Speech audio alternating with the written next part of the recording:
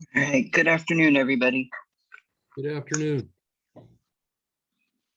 Madam Clerk, are we ready to proceed? Yes, sir. All right, thank you. Okay, so hello, everybody. My name is Jeff Arnold. I'm acting as judge today. This is Cosmopolis Municipal Court, so if you have a hearing here, you're most likely in the right place. Mr. Johnson, Ms. Young, I did look at all of your agreed orders that you've sent over in the past 24 to 36 hours, and I did sign them, and I sent them to the clerk just to let you know. Okay. Thank you, guys. So I guess when we get them, we'll just call them and go from there. All right. Okay.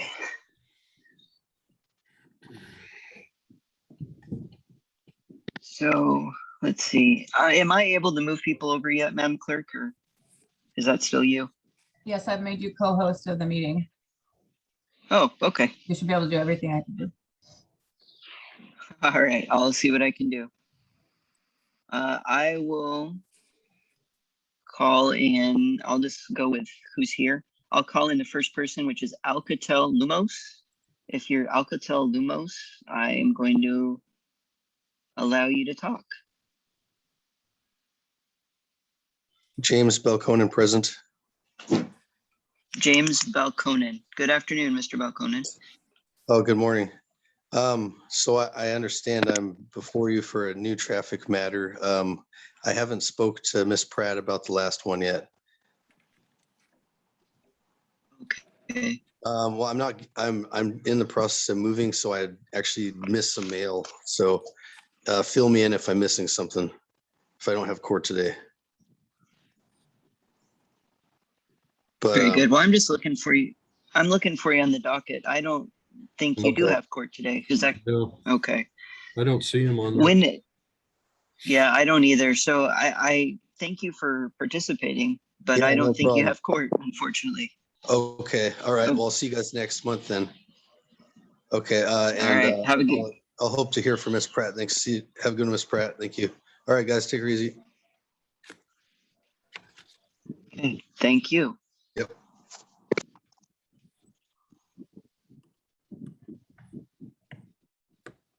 Okay. So next I will call. I'll make sure this person's on the docket before I call.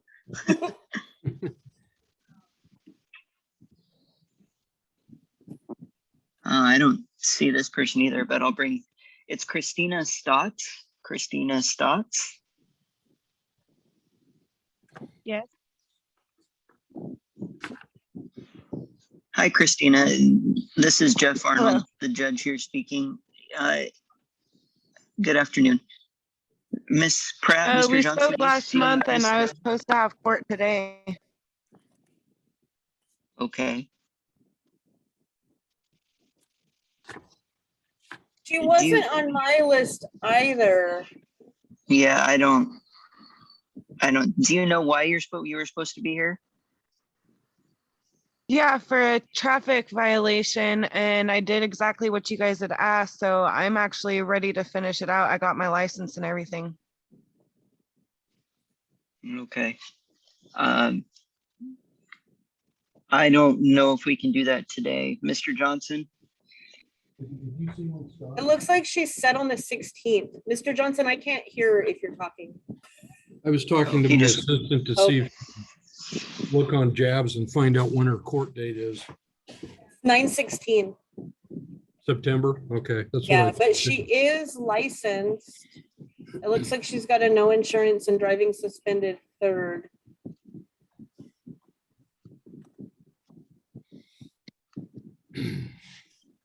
Okay. So Christina, are you able to appear on September 16th? If it's on Zoom, I am. It will be on Zoom.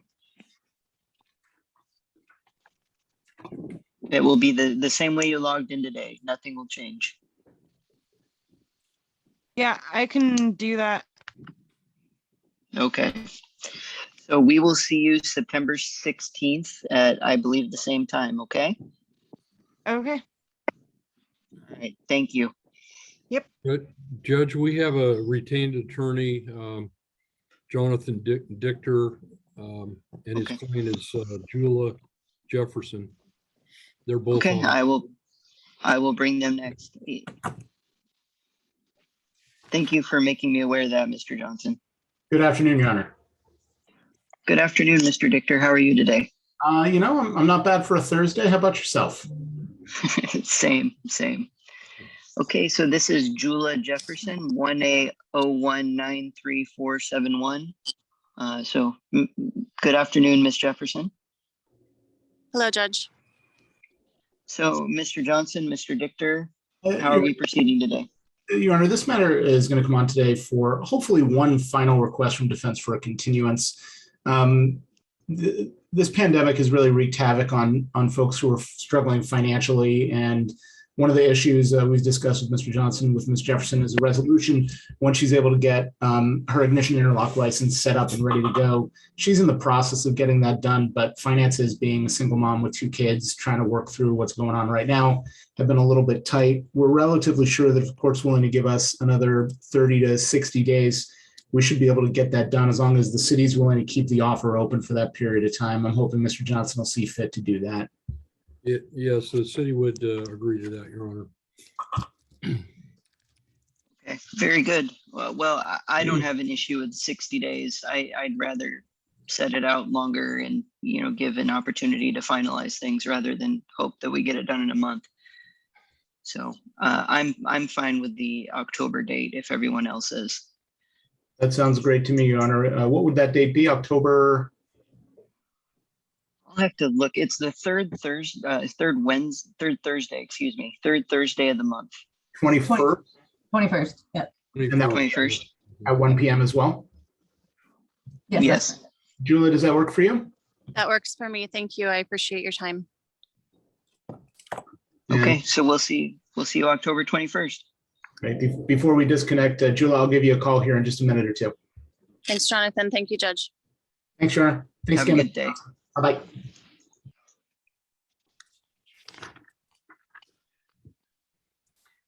Okay.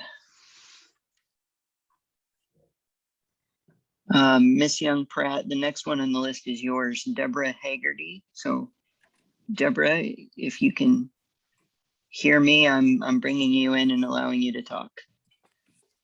If you know how to unmute, it's the space key or *6 if you're on a phone.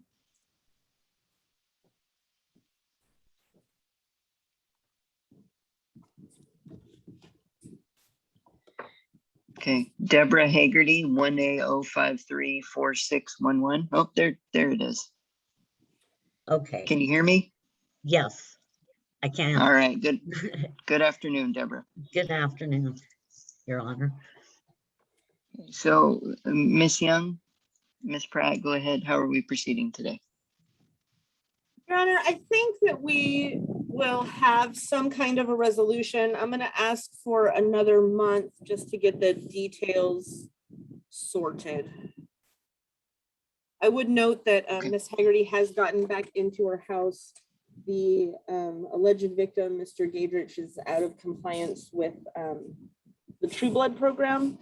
And so I believe that he's going to end up going to prison. Okay, Mr. Johnson, the request for 1 month. No objection, Your Honor. Ms. Young is right. He was out of compliance to True Blood. A warrant was issued and he was arrested by the Cosmopolis Police Department and he's in county jail. Very good. Okay, so Ms. Haggerty, the request is to continue it about 4 weeks. It'll be the 3rd Thursday in September. Okay. And as far as you're aware, does that work for you? Yes, that works for me. Okay.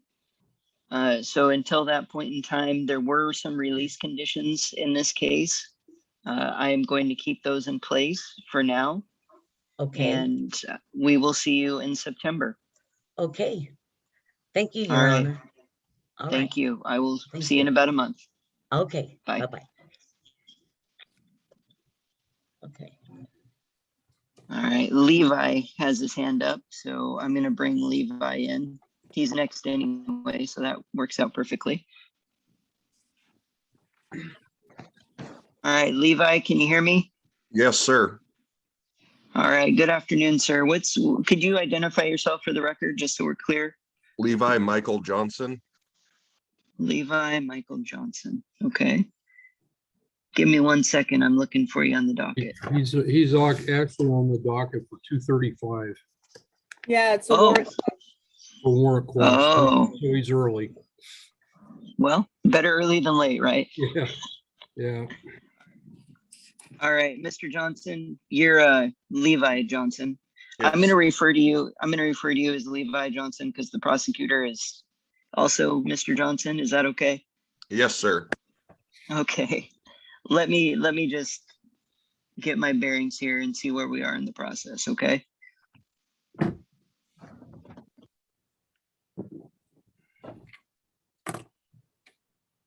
Okay, so Miss Young Pratt, it looks like you were appointed in December of 18, if you remember that. Yeah, Your Honor, he's on probation. And Okay, there was I believe that Judge Hatch had him scheduled for a compliance review hearing and in April of 2019, and he failed to appear. And we haven't seen or heard from Levi since then. So he's here to quash the warrant that was issued in April of 2019. okay. Okay. So this is a revocation matter, Mr. Johnson, is that correct? At the time the warrant was issued, there was no motion to revoke. I don't believe he actually had been the subject of revocation earlier, and the Okay. judge imposed 30 days of his suspended sentence. I believe he served that already, and then he was rescheduled for another compliance review because he was supposed to be in treatment, and then he didn't show up at the next hearing. Okay. Understood. Miss Young Pratt, anything to add? I think that pretty much fills me in. No, Your Honor, I think that is accurate. It looks like at JABS, it says that he did serve that jail time. So yeah, there's been no petition so far. I think at this point, Your Honor, if the court quashes the warrant, we would just need to reschedule it for another compliance review hearing, and hopefully he will come back to the court and show that he's in compliance. You think 2 or 3 months? That way we can hopefully get our paperwork in order, if there is any. I would say no more than 2 months, Your Honor, 60 days. Okay. So, Mr. Johnson, Mr. Levi Johnson, are you aware of what's going on here? Yes, sir. Okay. So I'm not opposed to quashing the warrant. I will do so. I don't have any issue with that. And it sounds like there needs to be a review hearing to determine whether you are in compliance with treatment or not. And I think 60 days out is appropriate since you have, it looks like there has been a warrant for almost 2.5 years. So it might take a little bit of time to get paperwork in order if that's necessary. So I want to make sure I give your council and the city enough time to do so. Okay, Okay. Judge. Yep, thank you, sir. Okay, so I'll quash the Mr. warrant. Johnson? I'll set it. Mr. Johnson, that date will be October 21st.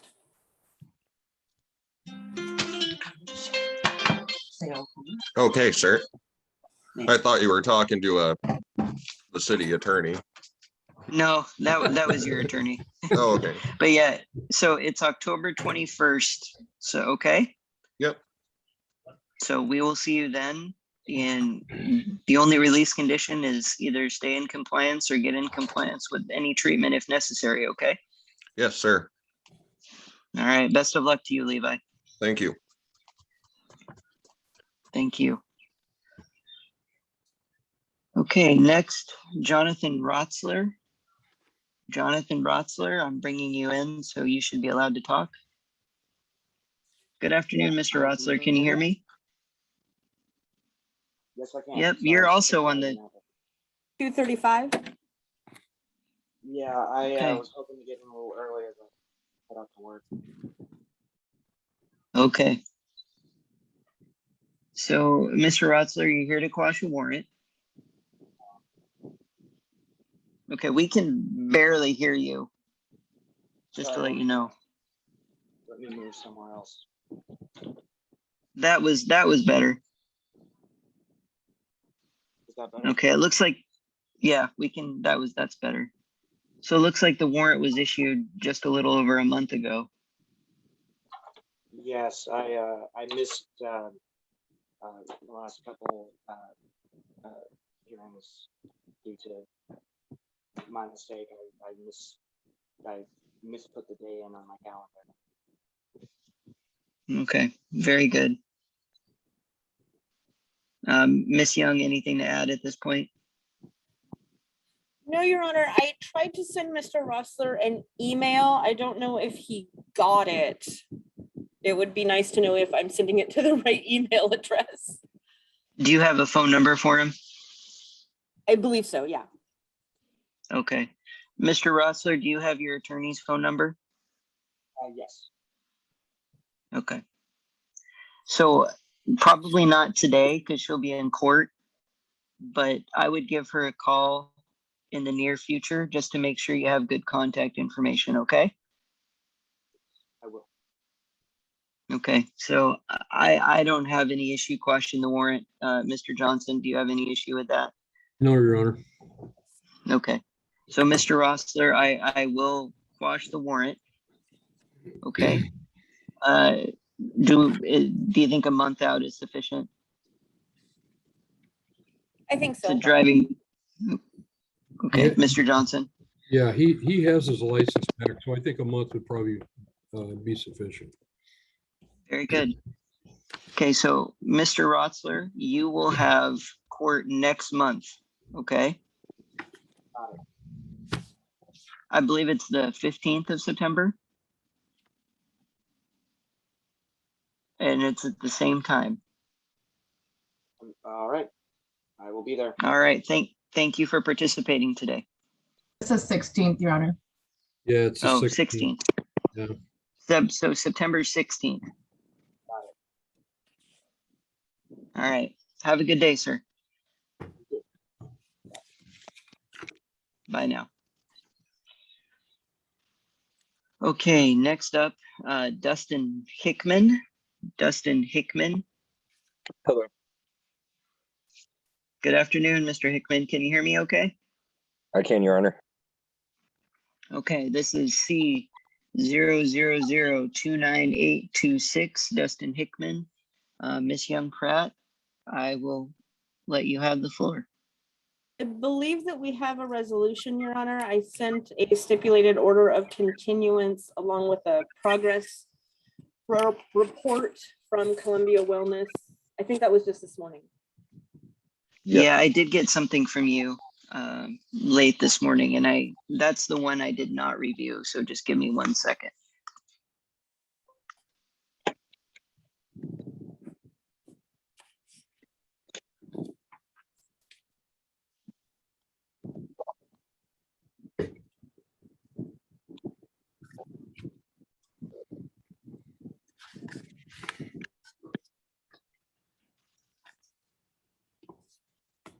Okay, I'm looking for it right now.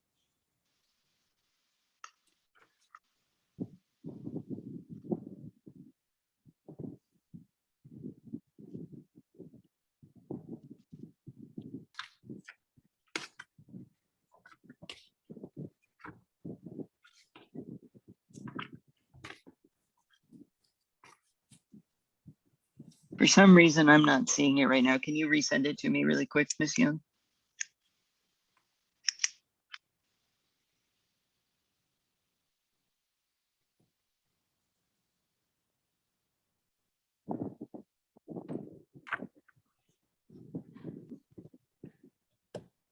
I can figure out how to do that, I swear.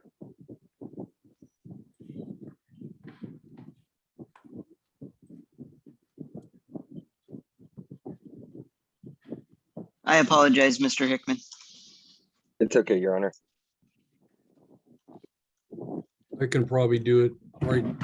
I can do it right now, Judge. I've got it right here. Okay, yeah, I either way. resent it.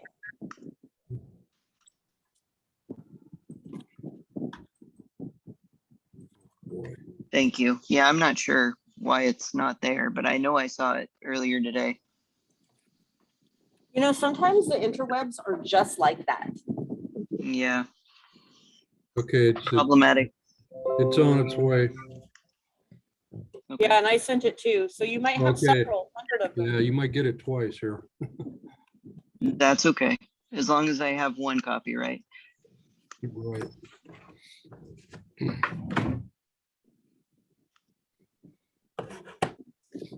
Okay, and I have it now.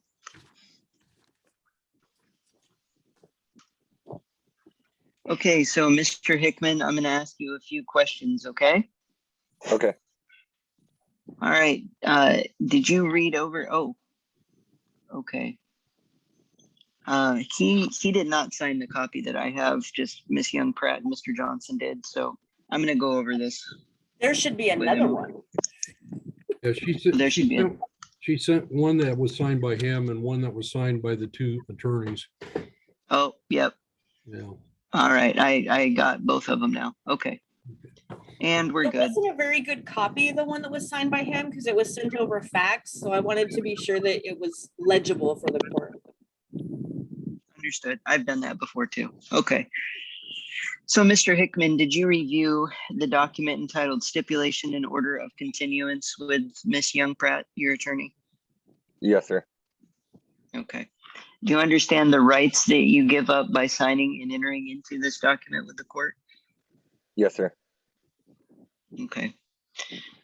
You understand that if there's an allegation where I'm asked to consider revoking this, that if we do get to that point, I just read the police reports and make a decision of guilty or not guilty just based on the police reports? Yes, sir. Okay. Do you have any questions about that document? No, sir. Okay. So you give up the right to speedy trial, the right to a jury trial. You understand that the police reports are admissible and you stipulate to that in any statements there within. That you'll be on your good behavior for the duration of this. You shall pay the amount of $250 that you obtain an evaluation for chemical dependency, substance abuse, and it looks like you have done that. So I will sign the document saying that you need to do that, but you'll get credit for what you've already done. Okay, Mr. Hickman? Thank you, sir.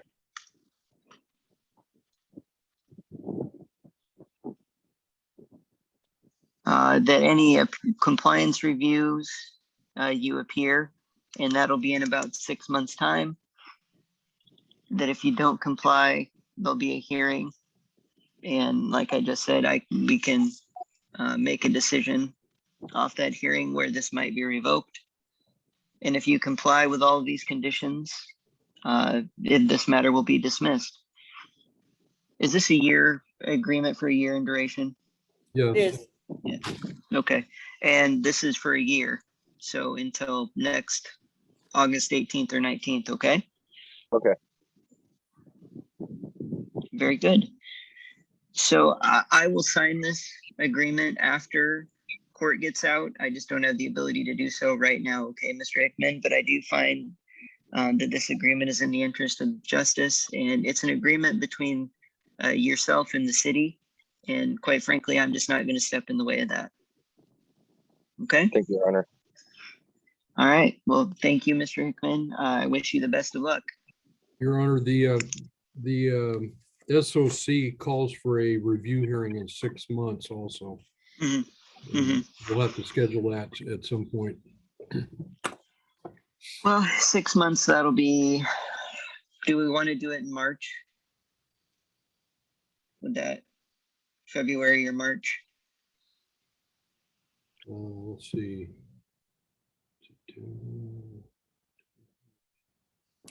Yeah, I would say February, probably be 6 months. February, Miss Young Pratt. No objection. So I believe Okay. that would be February 17th. Oh, are we right, Madam Clerk? I she muted and unmuted, so. Yeah. That's correct. That's correct. Yes. Thank you, Mr. Johnson. All right. So February 17th is when we'll have a review hearing, okay, Mr. Hickman? Okay. And Mr. Hickman, though that payment, there's a way to do that online. Okay. So if you go to the website, there's a way to make that payment, or you can mail it to the mailing address provided on the website, okay? Okay. And how long do I have to pay that? My understanding is that I would say before the agreement ends, but I didn't see a particular time frame in the agreement. No, he just needs to set up a payment plan with the court clerk, and obviously the sooner he gets it paid, the better. But Yeah. Does that make sense, Mr. Hickman? Yes, sir. Okay.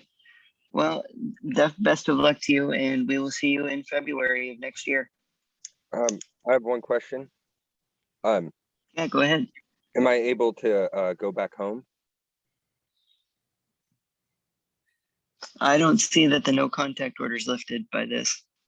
no, I was kind of hoping that Mrs. Hickman would be online today, but I don't think she is. She had indicated to me earlier that she wanted the no contact order lifted once he was in alcohol treatment, which he has been for at least a month. But I don't know that she's actually made an official motion with the court. I don't see that she has. Yeah, and I see a Motorola One 5G.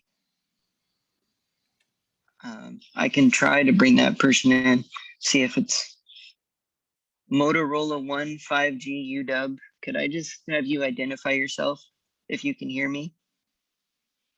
Person identified. Hello. Hello? Hi there. I'm gonna guess you're not Miss Hickman. No, this is Delbert Kappas. Okay, thank you, Mr. Kappas. I just didn't know who you were. So Okay, I'm just gonna put you on. I'm gonna I'm put you sorry, on mute for a second, okay? downloaded it. Okay, go ahead. All right, thank you.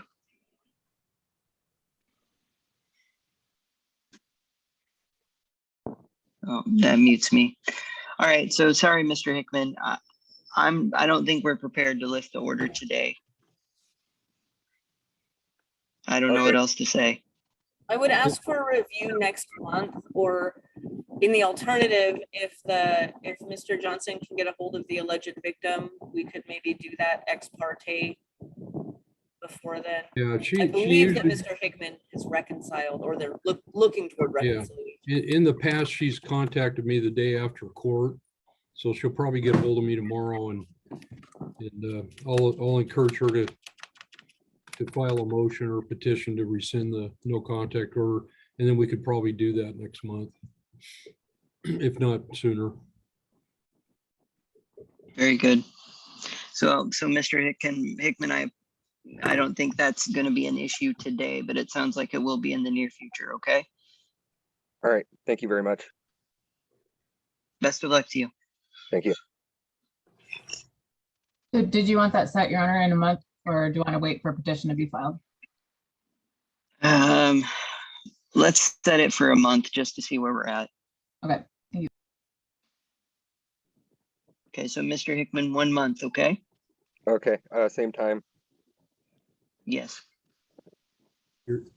Your Honor, Mr. Kappas, I had seen a email earlier that he was in the hospital.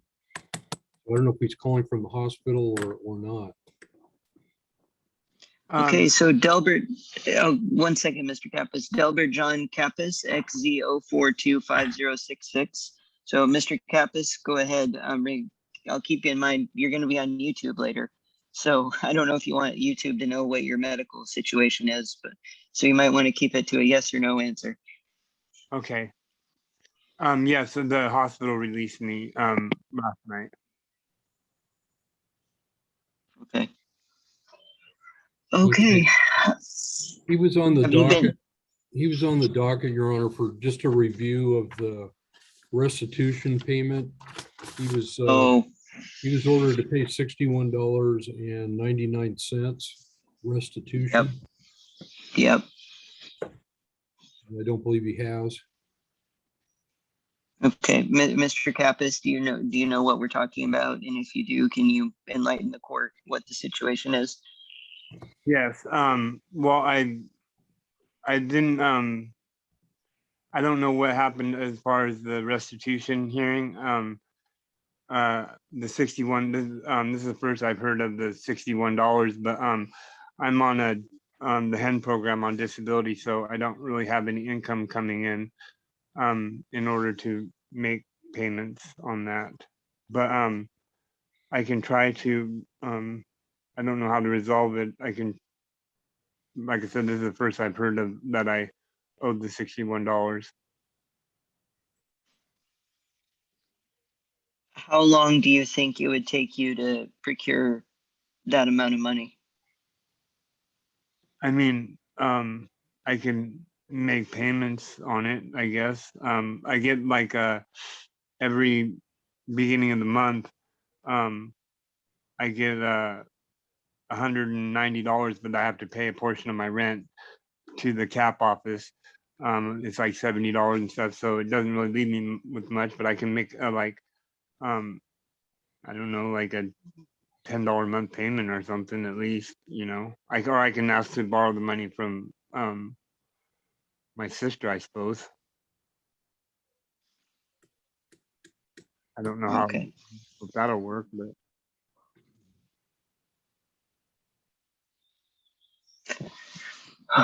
Okay. I'm inclined, and I'll listen to Mr. Johnson or Miss Young Pratt. I'm inclined to set this on for next month again. Do you think you can make a payment by next month, Mr. Kappas? yeah, I'll try to, because I already went to I had a warrant over this for the $6. I already got taken into jail, you know, and they're pretty prompt. Since I live a half block from the Cosby police station, they are pretty prompt to come in, you know, anytime for the court proceedings. I didn't even, you know, anyway, yeah, I will definitely, over $60, I'll definitely try to make a payment by next month. Okay. Mr. Johnson, Miss Young Pratt, do you think that's sounds- prudent to just, Yeah, so that sounds reasonable, Your Honor. He should be able to at least make a payment. okay. So Mr. Kappas, we'll set it for September 16th, same time. And I don't think there'll be any issues if you don't have it paid off by then, but we just want to see if you've made a payment. Okay. All right. I mean, obviously we'd love it if it was all resolved, or at least I think that would be beneficial, but I understand if it's not, but we just want to see some sort of progress. Okay. Right. I understand. Okay. So I wish you the best of luck, and we will see you September 16th. Thank you, Your Honor. Thank you. Have a good day. You too.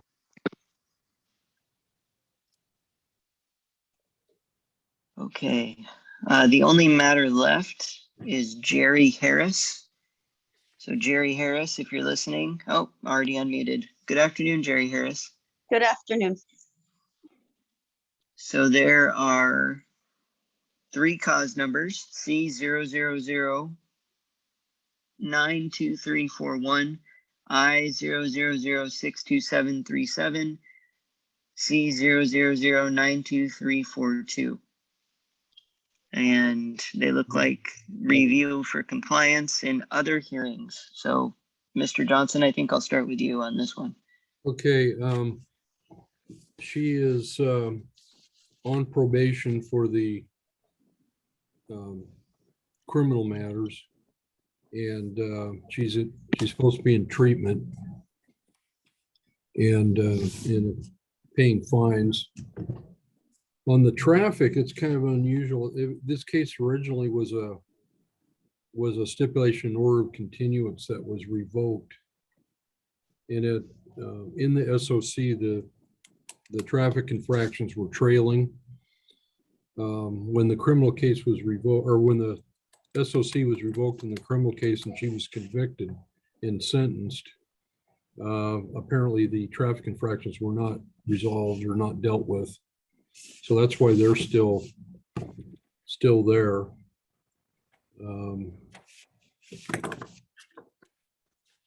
Some action should be taken one way or the other. It looks like it's just a headlights ticket. Okay. And that's the cause number starting in I? Yes, it's a traffic infraction. Yeah. Okay. Okay. Thank you, Mr. Johnson. Miss Young Pratt? Your Honor, I haven't gotten any compliance reports from Columbia Wellness. I don't know if the court has. I believe that was where she was doing treatment. If she's in compliance, I would ask that we dismiss the infraction and just set this for another review in 3 or 4 months. It looks like the last report received was July 26th. Do you have that, Mr. Johnson? Oh, these Columbia Wellness reports are kind of hard to find the date, but I don't know. I don't have that. I have a certificate of completion from an agency called Spark, and then I have a release of information for Columbia Wellness, but I don't have any compliance report at all.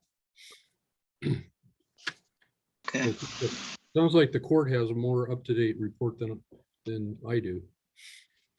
Yeah. Well, He will just send them to the court, like Mr. Hickman. I didn't get his compliance report until this morning, but I believe the court had it. But if you have one for July, that's probably the most current report. yeah, one cause. Go ahead, Madam Clerk. Sorry, there's a report from Columbia Wellness in the file from July 26th, and it shows she's in compliance. Okay, so that's probably the most recent. So it sounds like she's in compliance. I'll send you a copy of it real quick. And in the other cause number, there's a July 31st. I'm assuming it's the same thing, but different dates. Same thing. Yeah. Yeah. Okay. If I may, Your Honor. Go ahead. My counselor sent off a report to Mrs. Pratt this morning for compliance for July, because the July report would have been for June. She was sending them current before this to the court monthly. Okay. Yeah, I think we've figured that one out. Yeah. Thank you very much. Okay, so Miss Harris, I'll just ask you on the well, 1 second. Are you representing yourself in the I-00062-737 matter? That's the traffic infraction? No, I believe Mrs. Pratt was my lawyer for all, because they were kind of bundled together. So, and I'm looking at my paperwork and I have her down. Wait, let me check this case number. Oh, no, I don't have her down for that one. Okay. So I'll just inform you of what your options are for this matter, okay? For any traffic infraction, there are 3 ways to go. You can contest it, say, yeah, it didn't happen. You can mitigate it and say, yeah, it did happen, but I want the court to have more information and basically explain what happened. And then there's also, instead of a mitigation, you can request that it essentially be taken off your record in a period of time. It's called a deferred. And in that way I believe this would be a non-moving infraction. So you get 1 non-moving and 1 moving in every 7 years. But you can request that as well. So there are 3 options that you can take. And I haven't looked at your history to see if that's even an option. She doesn't have any, she doesn't have any deferred findings on her record. Okay. So that is an option for you, Ms. Harris. Or, and alternatively, if you do want to think about your options and talk to Miss Young Pratt, this has been going on for a little bit of time, so I don't think one more month would be too big of an issue. I mean, it's, well, when I say a little bit of time, 4+ years, it looks like. Yeah. Yeah. So you might want to get it done today. I don't know. That's not up for me to decide, but I'll let you decide what route you'd like to take. I think I'm perfectly fine with going ahead with a deferred because currently I don't even have my driver's license. I'm working on getting it. But yeah, I don't see me having an issue with driving once I obtain my license. Okay. He is eligible, it looks like.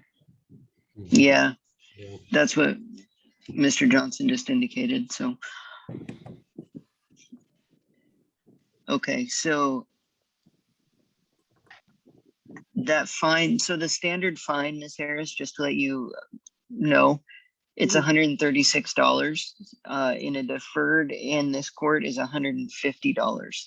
So you'd have to pay $14 more. I don't know if that's significant or not. I just want to make sure you're aware of that before we go forward.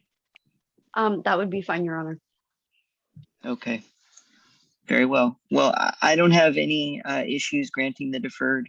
I do have to let you know that, once again, you can't use one for another 7 years. If you get, and I'll make it for 6 months in duration, since this does appear to be your first traffic infraction. What that means is for 6 months, no criminal traffic violations, no traffic infractions that are considered moving violations. That means, no speeding tickets, no running a stop sign, you name the infraction.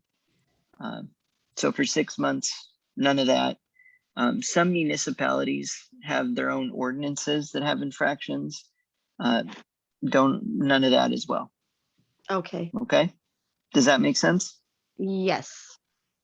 Okay. So when I get an opportunity, I'll fill one out and I'll send it to the clerk. And then we'll have to mail it to you. Do we have a good mailing address for you, Ms. Harris, to your knowledge? Yes, you do, Your Honor. Okay. Well, your request is granted. Right. In terms of a review, Ms. Young Pratt, Mr. Johnson, do you want to set another review in the near future, or? I would say since she's doing well right now, about 90 days. Agreed. Okay, so that would be the November setting. Ms. Harris, it's the 3rd Thursday of each month. Okay. November 18th, Your Honor. Thank you.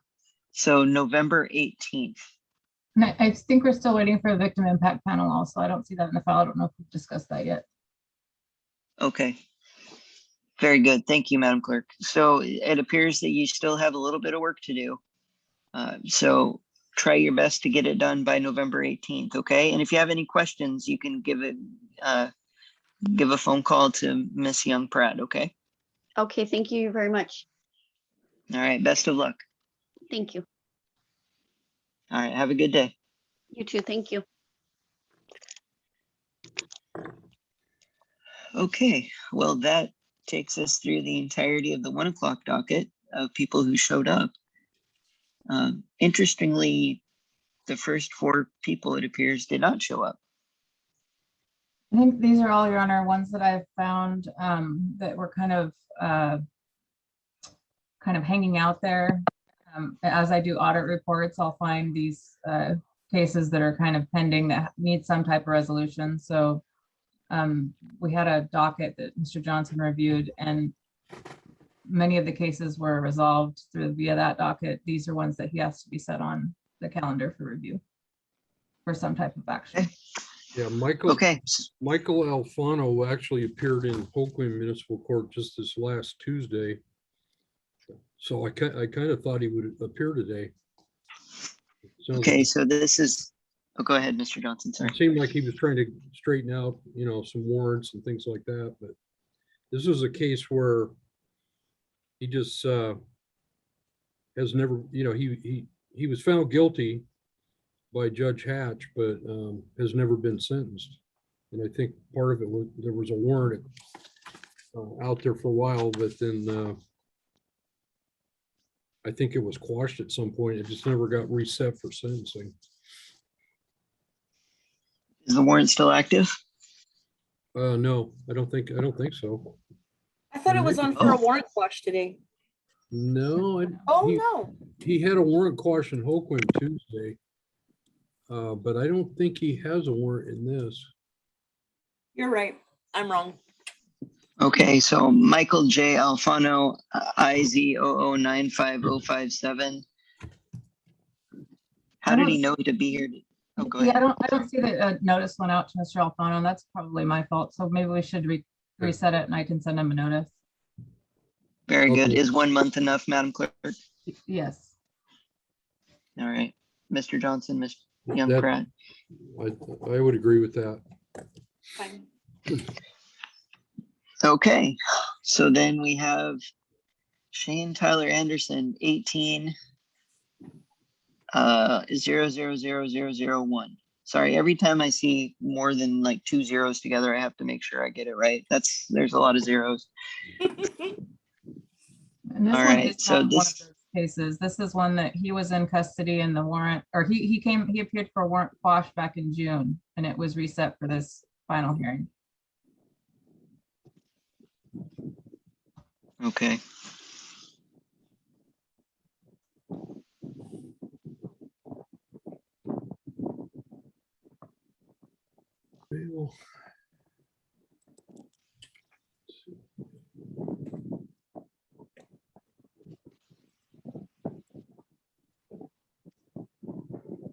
Well, I just checked the jail roster. He's not in the county jail. I've seen him a couple of times. Like I saw him in district court clearing up things then. He got out of prison in like May, Yeah, maybe April. and then he came and quashed his warrant here right after that. Yeah, I think I have contact information for him. I reached out, but the number was old. I would ask to set this over for a month. I'd hate to see him get another warrant. The last I knew, he was doing really good. I don't have a problem with that, Your Honor. He has warrants out of Aberdeen and Poquam right now. Oh dear. He does, okay.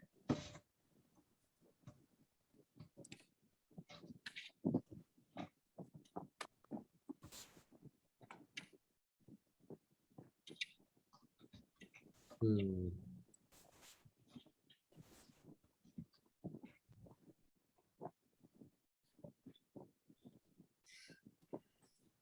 Yeah, he does. Yeah, Can you see when those were issued, Your Honor? June and August. Sorry, I know I'm not Your Honor. I just already looked. If anybody's quicker than me, they can be Your Honor for. oh yeah, the Hoquiam warrant was just issued about a week ago.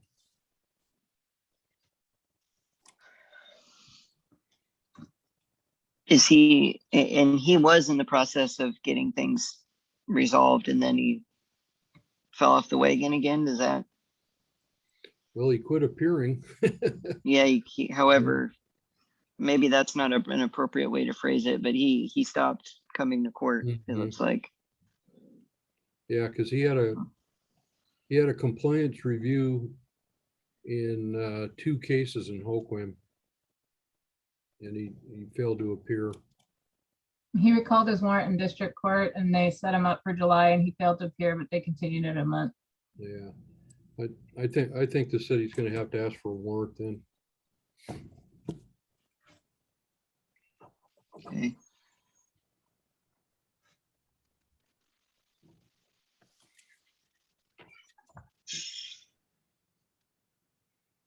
I think there's also, was this a SOC, Mr. Johnson? Yeah, I'm guessing yes. It was originally, yes. Okay. And There could, it hasn't been officially revoked. Because he was in I prison. mean, Yeah. I'm worried, and maybe this is a concern that I shouldn't have, but I'm worried that if I don't issue a warrant, there's also speedy issues or timeliness issues regarding the SOC. So I don't think I have much of an option. So I will reissue the warrant, unfortunately, and I'll just put it at $500 based on the nature of the allegation and the situation at hand.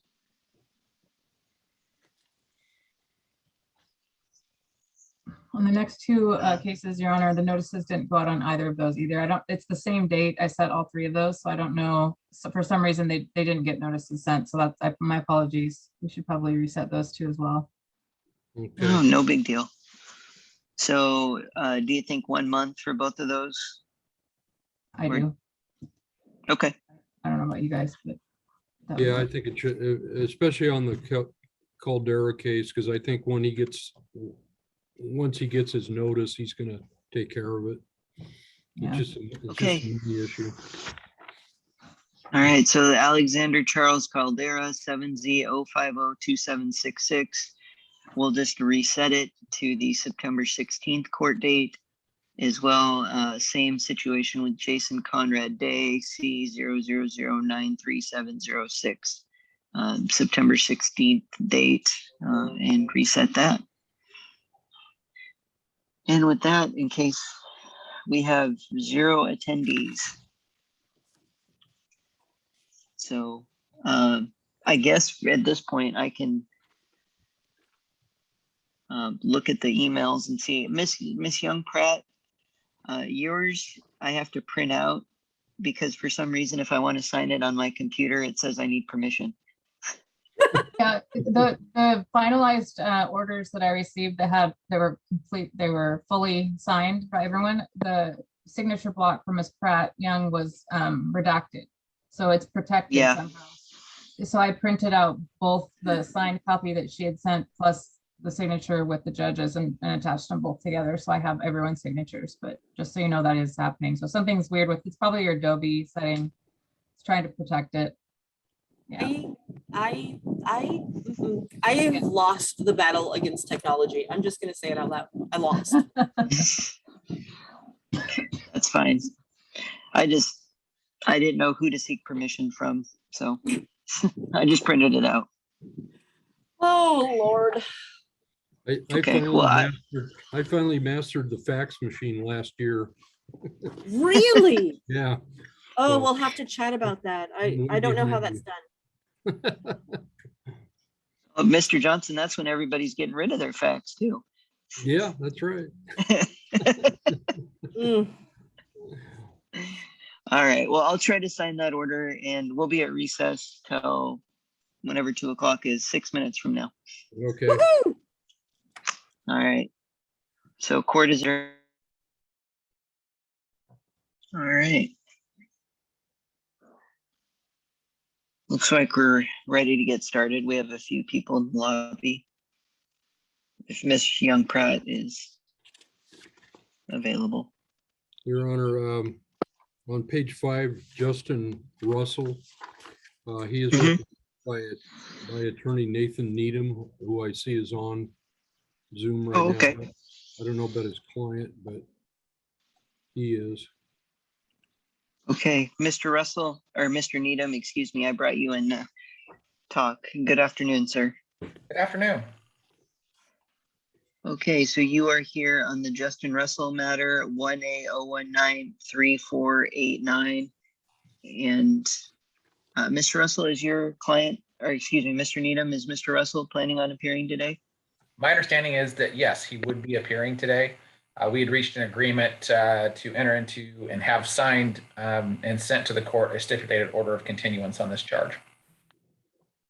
And I did, just for the record, I reviewed it earlier. So I am aware of that.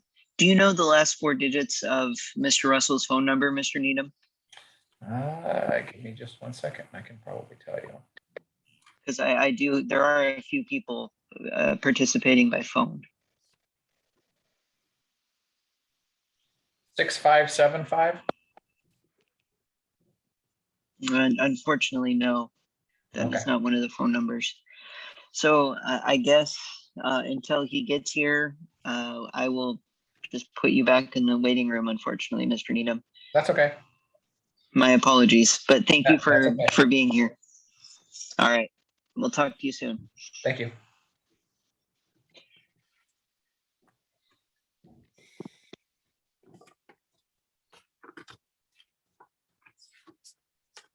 Okay, so I'll start with Andrea Plummer. Andrea Plummer, if you can hear me, I'm going to bring you in so you're able to talk. Hello, Good Andrea. afternoon. Good afternoon. Okay, so this is 100087130. It's a revocation hearing. Miss Young Pratt, I believe you're still representing Andrea. Oh, and also C0094405. My apologies. So if you want to go ahead, Miss Young Pratt. Your Honor, this is the same situation. I haven't been able to find the stuff that Miss Plummer brought in to me months and months ago. I know that she completed treatment, but I called CMAR and they didn't have, well, they said that she didn't exist. I don't know if that means that they didn't have a release for me or if that means she really didn't exist, but it would have been in like 2017 when she completed it. So I'm not sure what's going on there. Are you asking for more time? Sure, why not? Okay, just from my recollection, this is the third time that we've been in this situation, correct? Okay. I know. Oh, okay, I'm just making sure I'm aware of the situation. All right, so Mr. Johnson, go ahead. I have no objection, Your Honor, but in reality, this was a formal deferred prosecution, and after the deferred prosecution order was entered, she got a new DUI and was convicted of it. So pursuant to the statute, it's pretty much mandatory that this deferred prosecution be revoked, even if she did complete treatment. But I guess it would help her out in sentencing, so I have no objection. Ms. Plummer, do you understand what the situation is? Yeah. Okay. Miss Young Pratt, 1 month, 2 months? 2, please. 2? Okay. Mr. Johnson, October date? That's fine, Your Honor. And Madam Clerk, it was the 19th? It's the 21st, Your Honor. Oh, 21st. Okay. So Andrea, October 21st will be your next date. I think I'm ready to proceed in October. I understand the situation because this is the third or fourth time it's been in front of me and I just happen to remember it. So notwithstanding whether the paperwork is able to be found or not, I think I'm ready to proceed in October just to let the parties know. Okay. So Andrea, October 21st, and we will see you then. I wish you the best of luck. Okay. All right. Thank you. Thank you. Have a good day. You too.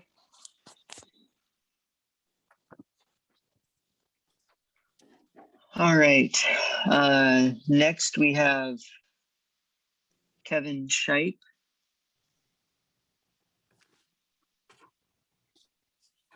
Hello. 1 second. Hi there. This is XZ0581122. And Your Honor. Kevin now goes by Ava. Yeah, I just wanted to put both on the record because it's still in Jabs as Kevin, but Kevin is now Ava. Your Honor, the defendant has fully complied with the terms of the stipulation, and the city is moving to dismiss the charge as agreed. Thank you, Mr. Johnson.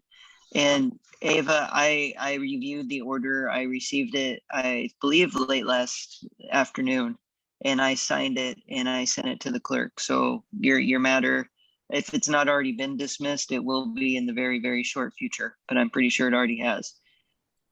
Oh, okay, cool. I have a question. Go ahead.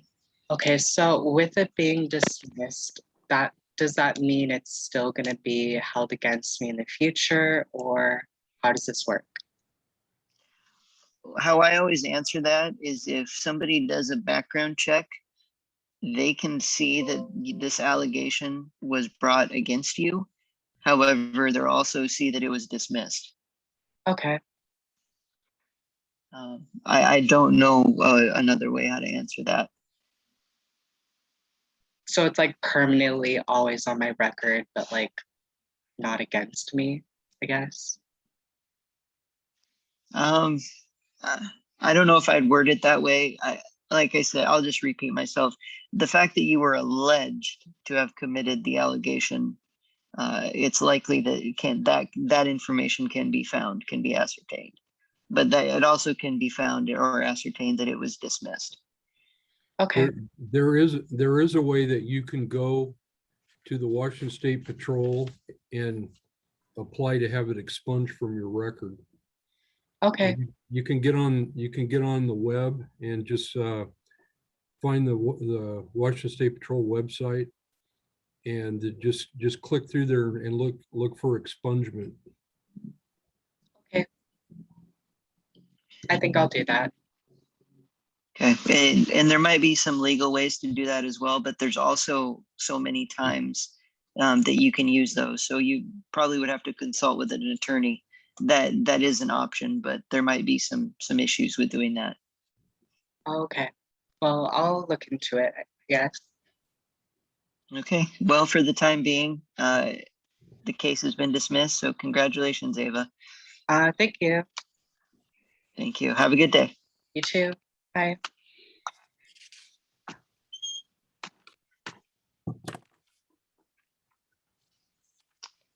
Okay, the next individual is Carl Barcelos. Carl Barcelos, I'm going to move you into the courtroom. Yes, sir, I'm here. How are you today? I've been busy. I'm back at work and it was a good day. He's on for Congratulations. Thank you. Oh, He's on for okay. Yeah, I see that. Thank you, Mr. Johnson. So this is 1A05545152. So, Mr. Barcelos, just give me 1 second. I wrote out notes for all the arraignments. So let me find your case, okay? Okay, I'm standing by. Okay, so Mr. Barcelos, you're on for driving suspended in the 3rd degree. It's August 16th of 2021 is the allegation date. Driving suspended in the 3rd degree is what's known as a simple misdemeanor. That means if you are found guilty or you plead guilty, the maximum punishment that can be handed down in this case is 90 days in jail and a fine of up to $1,000. Oh, boy. Okay. Now, I'm not saying that is what the court would order in that circumstance. I'm just letting you know that is the maximum possibility. Right. So the actual allegation of driving suspended 3rd is that you did not have a valid license on August, I believe I said 16th. I think it's the 6th. Sorry. You did not have a valid license. You were driving a motor vehicle in the city of Cosmopolis, but you were eligible to have your license reinstated on that date. Yes, sir. So that's why it's okay. I don't want to hear an explanation for the case now. That's just not appropriate at this point. Okay, because I have one, sir. Understood. Well, Mr. Barcelos, if getting your license back, if it indeed was suspended, is an option for you, that will most likely help you resolve this, okay? Yes, sir. Okay. And I can get my license back, and I'm working on it now. It's Okay. very unfortunate that it was suspended. I had no idea that that was so. Okay, well, that might be a defense, but I'll let you talk to your attorney about that if you so choose to have one, okay? I don't choose to have one. I'd like to resolve this as well as we can, sir. I need to move on, and it's unfortunate that I was ticketed for this. It's unfortunate that my license was suspended. It was not my fault, sir. Okay, well, just before we go any further, even if you don't are not able to afford one, there's a possibility that you can get an attorney that is a public defender. Yes, sir. We do have one today, but that is not something that you are requesting to pursue at this time.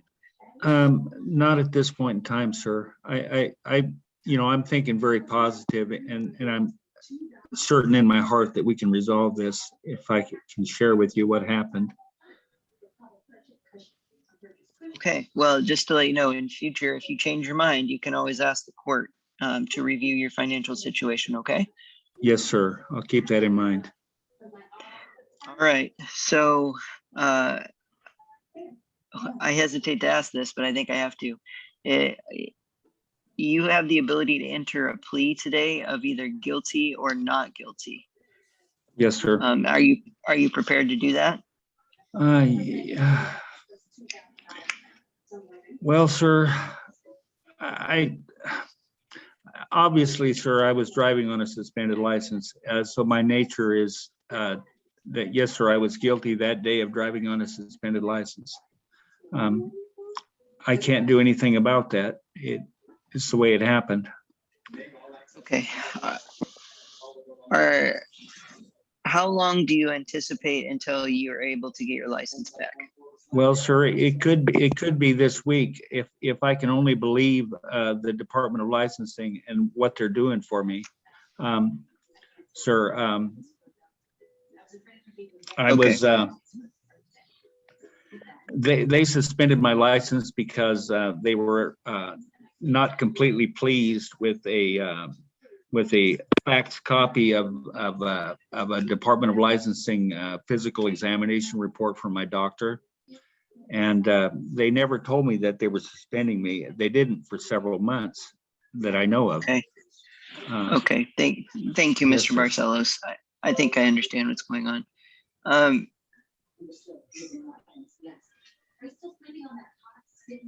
Are you able to appear in one more month, Mr. Barcelos? Or is a month I know you said there was some time constraints on your case. Well, sir, I'm working with the state to have my license reinstated. I don't have any objections to waiting. I just don't want to be suspended because I'm in court, sir.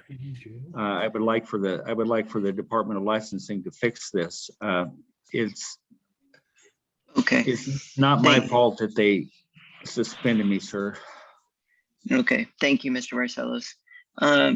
Miss Young Pratt, if I can figure it out, do you want to talk to Mr. Barcelos in a waiting room for a quick second? Yes. Okay, let me see if I can figure that out. Mr. Barcelos, I'm gonna try to put you in a what do they call it? A blackout room or meeting room? Yes, a room where it's just breakout room. Thank you. See if I can figure that out. Either that, I will have her, Miss Young Pratt, provide you with a phone number, and you can call her and then come back in on this. Oh, yes, Madam Clerk. Yeah, we're not set up to have breakout rooms. The current configuration we have on Zoom. All right. Well, never mind. It was a good thought. I appreciate you trying to help, sir. Okay, so Miss Young Pratt, can you give Mr. Barcelos your phone number? And Mr. Barcelos, can you call her right away? Yes, sir, I'll do it. I'm looking for something to write on now. I think I'm all set. 360. I'm sorry, you'll have to repeat that. 360. Yes, ma'am. 964. 964. 41. 41. 34. may I repeat it? You may. 360-964-4134. Correct. Okay, you want me to call you right away? Sure. Sir, I'm not sure I know how to do this, but do I mute you now or what? Yeah, I'll meet you. I Okay. have the ability to do that. And All right. yeah, give her a call as soon as you can, okay? Yes, sir, I will. Do I come back to court? Yes, please. Okay, I'll try to figure that out. I'm calling All Miss right. Pratt now. All right. Thank you, Mr. Barcelos. Good luck betcha. in your Thank you, sir. technology venture. Bye. Bye-bye. Okay. While we're going through that, Mr. Johnson, I'm going to bring Mr. Needham back in. I don't see his client yet, but I'm going to see if he sees his client, and maybe I don't. Hi, Mr. Needham. Any luck yet? I haven't had any luck. I just Okay. sent him 2 messages. I guess if the court's okay with it, we've got an agreement. I've gone through it in pretty good detail with Mr. Russell. It's fairly straightforward. But rather than me take up more of the court's time, I guess we can just set this over to September or the next available court date. I don't object to that. It would be September 16th, just for your scheduling purposes. At 2 p.m. Madam Clerk, Yes, would it be at 2? Yes, 2 p.m. 2? Okay. Thank you. Yes. All right. All right. Let's do that. Okay. Thank you. All right. Thank you. Sorry about the wait, Mr. Needham. That's okay. Thanks. Bye. All right. Have a good day. You too. Bye.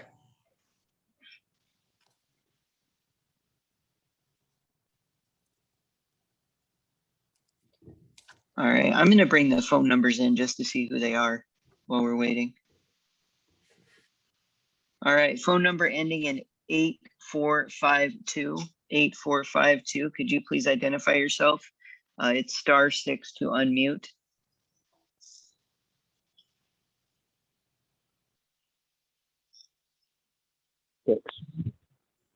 Kenneth Stallings. Ken Stallings.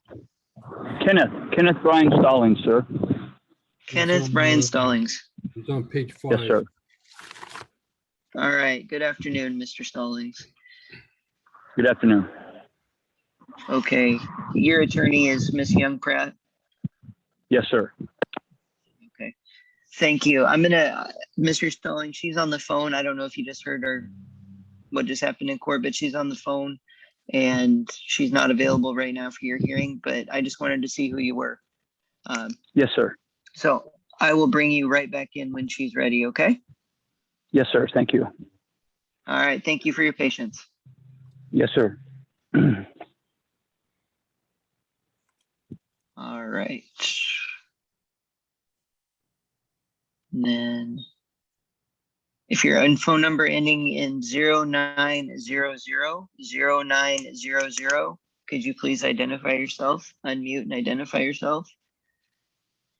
Jamie Nicholson. Hi, this is Jamie Nicholson.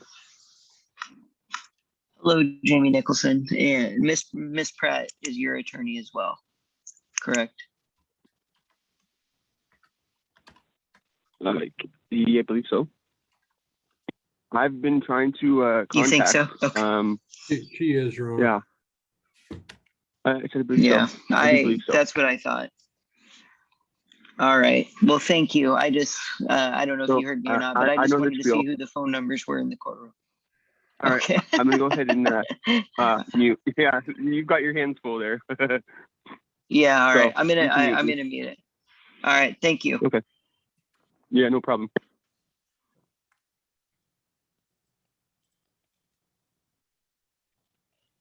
Mr. Johnson, can we bring Eric Todd in? I know I was sent a document for Eric Todd. It's 1A0193474. You also Yes, have Miss Young. That's an agreed order. Yeah. So do you think we can bring him in? Yes, I think so. I think Okay. everyone signed the order already. Yeah. Okay, Eric Todd, if you can hear me, go ahead and unmute. Yeah, can you hear me? I can. How are you, Eric Todd? Not bad. That's good to hear. All right. I was sent an order regarding your case, I think late last afternoon. So I am looking for it right now. So give me just 1 second, okay? Okay.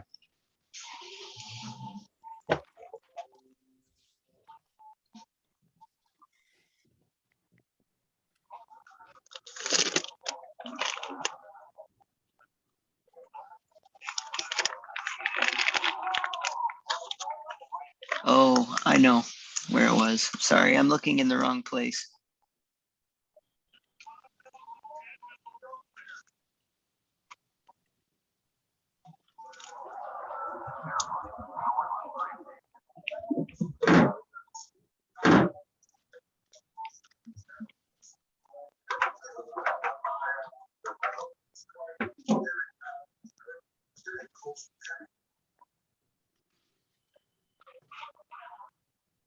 It's time to quench your thirst. Ice cold drinks are ready and waiting.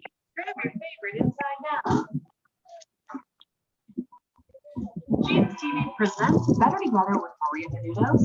Okay, Mr. Todd, I was sent an agreed order that was signed by your attorney and by Mr. Johnson, the prosecutor. Okay. This order amends driving suspended in the 3rd degree to no valid operator's license with valid ID, RCW 4620015. The financial penalty to the new allegation of no valid operator's license with ID is $175. And that you answer committed to no valid operator's license with ID. Is that correct? Yeah. Okay, so you stipulate to the $175 financial penalty? Yeah. Okay, and the answer committed to no valid operator's license with valid ID. Okay. All right, any questions, Mr. Todd? No, I just recently moved and started a new job, so I sure hope I get the info. But can they email it to me as well, maybe, or? Well, what info are you looking for? A copy of the order? I mean, just or- yeah, because I'll just get busy with life and space, and I just want to make sure it gets paid. Well, the payment issue, there's a way to pay online. Oh, okay.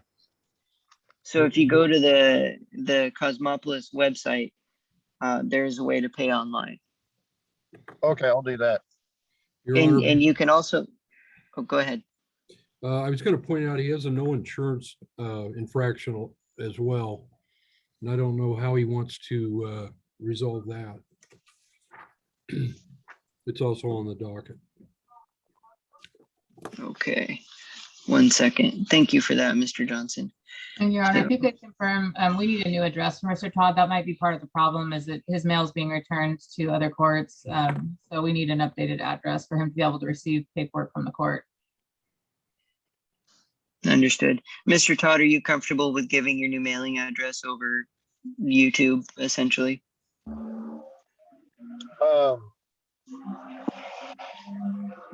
Yeah, let me just see if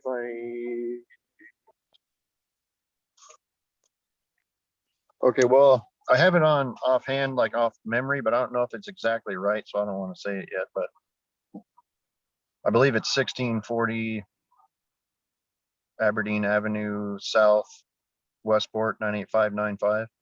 Yeah, why don't you figure out what it is for sure and give me a call to the court or email me with that address, please? Okay. Yeah, and if you have a PO box, we'll need that as well. Okay.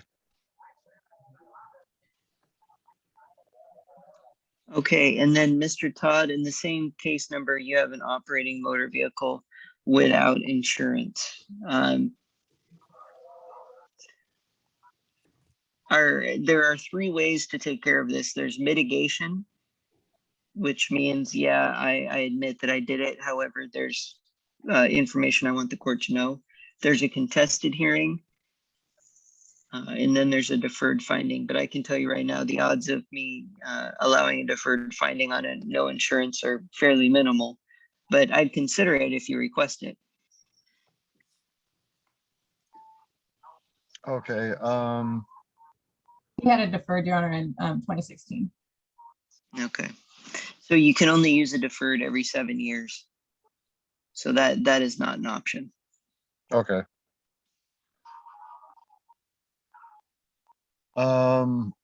Mitigated? Okay. So that what that means, just to be clear, is you admit, but you have information you want the court to know. Yeah. Okay. Yeah, 'cause I've been dealing with a disability since like 2005 and I'm still waiting on a settlement and, you know, so I would at least like to point those things out, you know, that I've been having financial hardships and so, you know, because of the disability. Okay. What is, if I may ask, you don't have to answer, what is the status of your insurance? Do you have motor vehicle insurance? Not yet. Well, no, I have AAA, but it's not, I need to get license insurance because I keep switching vehicles every so often. Okay. But all I have right now is just AAA insurance in case I need to tow or something like that, but okay. I need to come up with quite a bit of cash to do a down payment and everything, and I just moved.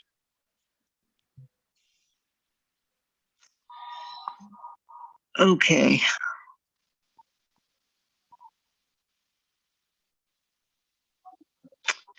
Well, unfortunately, Mr. Todd, your infraction history is somewhat lengthy. I probably don't have to tell you that.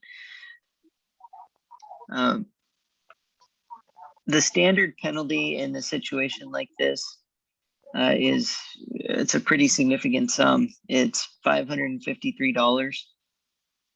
Yeah. And I understand your financial situation, but I also have to understand the fact that it does not appear that you're not insured yet.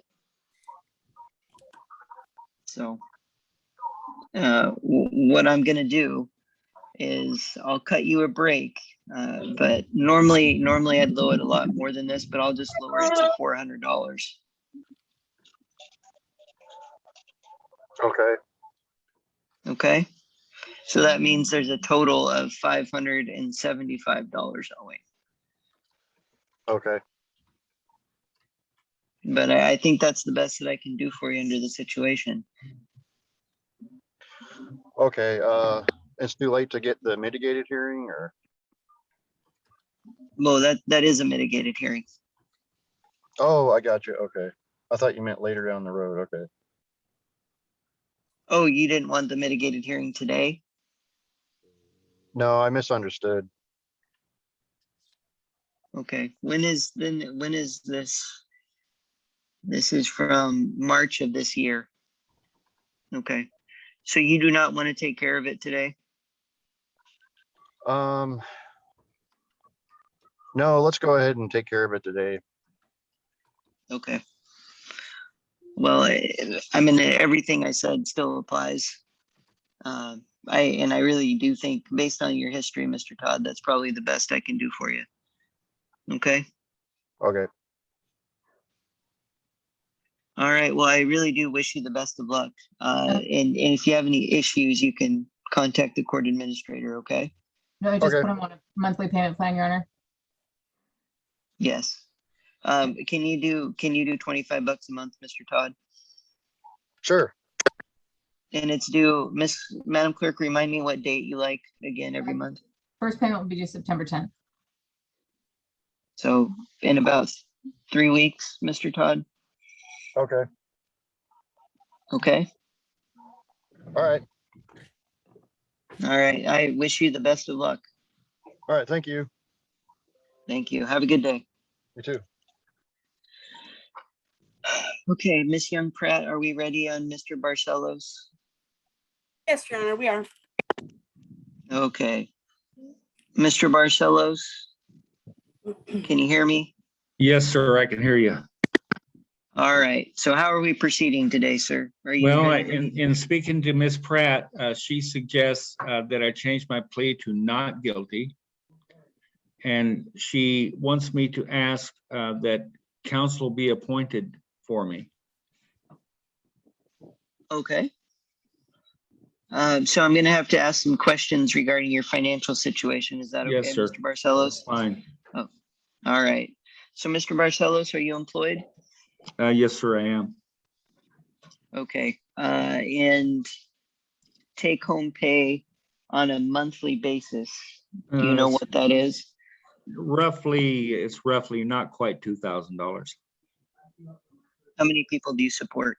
There's 6 people living in my home right now and 2 people living in my driveway in RVs. I'm paying a lot of bills, sir. I'm supporting a lot of people. And who are these people? I've got 2 sons. I've got a daughter-in-law. I've got a grandson, of course, my wife. I've got my mother-in-law and a friend of hers. So including myself, that's 8 of us total here.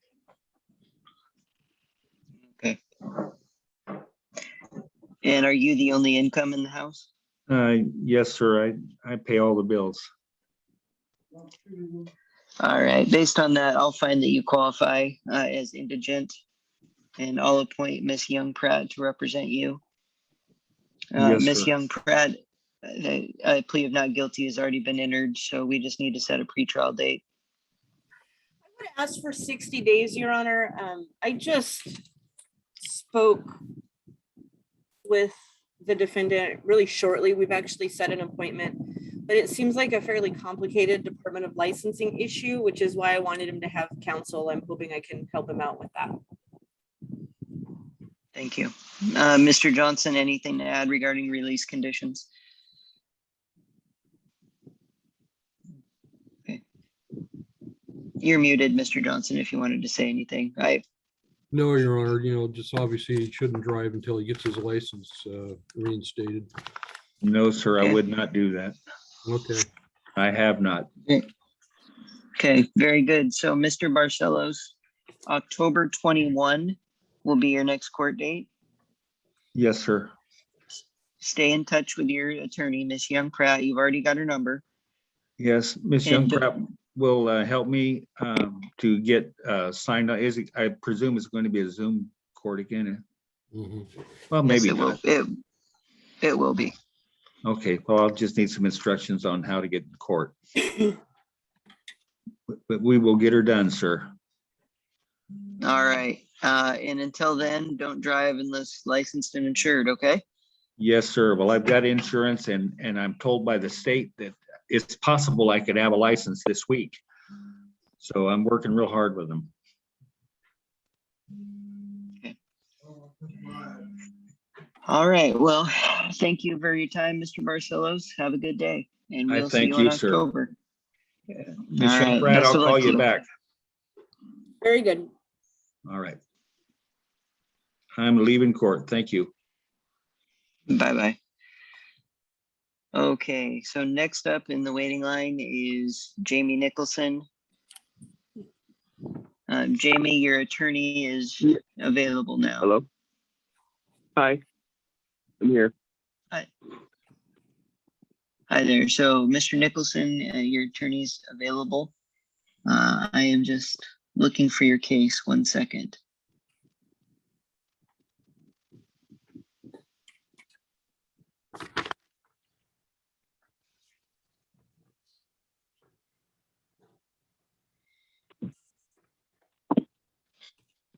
Oh, here we go. 21-000001, Jamie Nicholson. Okay, so Miss Young Pratt, go ahead. Mr. Nicholson, did you get a message from me this week on your phone? No, I actually Okay. called and left a message today. I don't know if you've gotten, I don't know if I have the right number for you. I've called and left several messages, but no one ever answers it. Okay. So I must have the wrong number for you then. Do you leave your phone number when you leave a message? Oh, geez, I honestly, I don't know.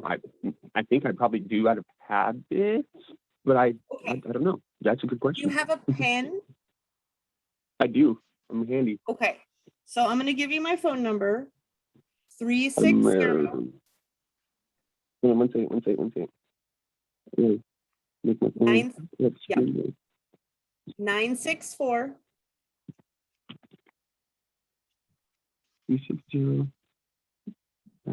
Okay. 4134.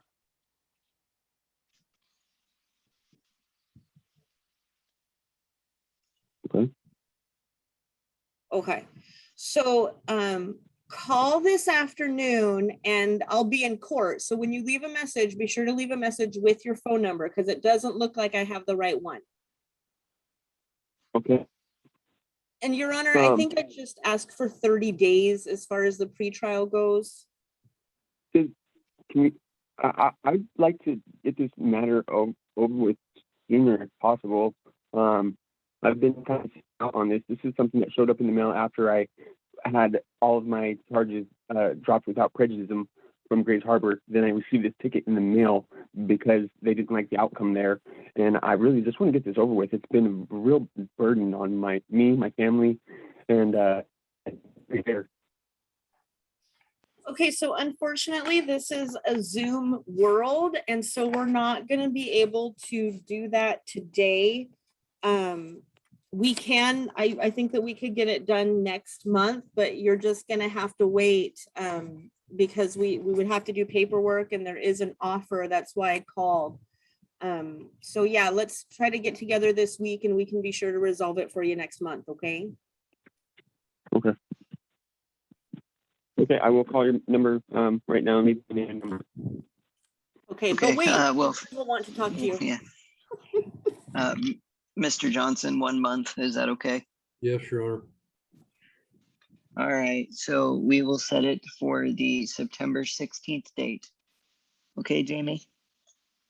Okay. Thank you, Your Honor. All right, so till then, any and all release conditions remain in place. And we'll see you in September. Okay, what are the release conditions?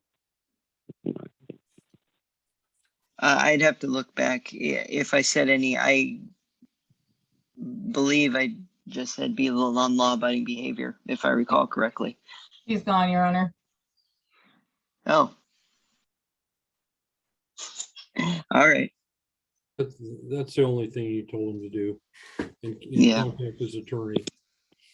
Yeah, that's what I remembered. Okay, very good. Next up, we'll recall Kenneth Stalling. Kenneth, are you still there?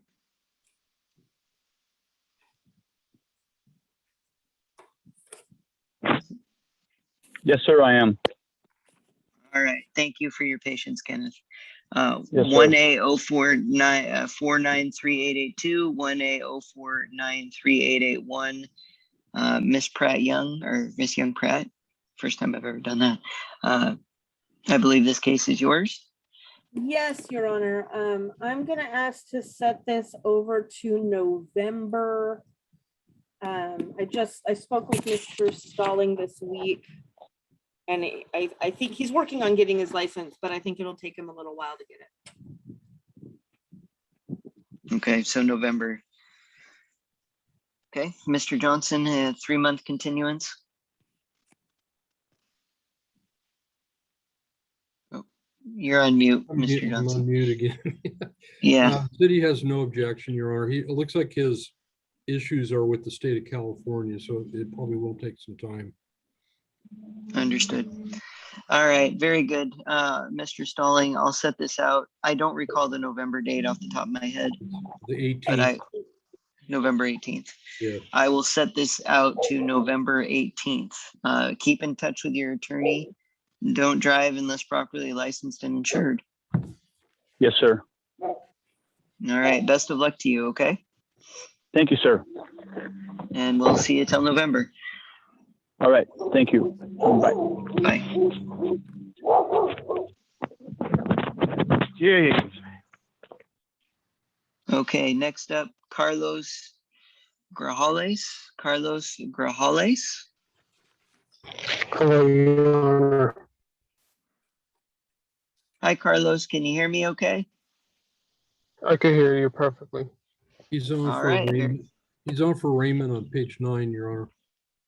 I see that. Thank you, Mr. Johnson. Okay, let me get my notes out for arraignment.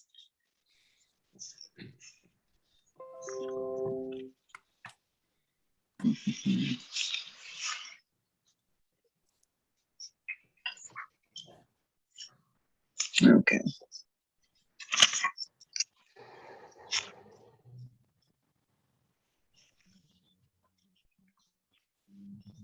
Okay, Mr. Grajales, just 1 second.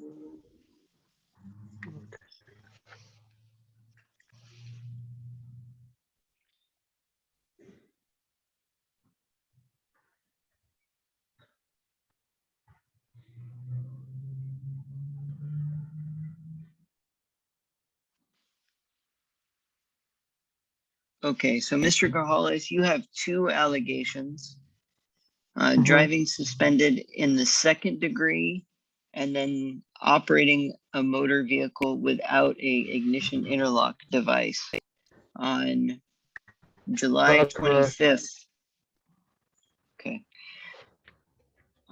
Those are both gross misdemeanors, which means the maximum punishment is a year minus a day in jail and a $5,000 fine if you are found guilty or you plead guilty to either of those allegations. I'm not saying that's what the court will sentence you to in that circumstance. I'm just letting you know that is the maximum punishment, okay?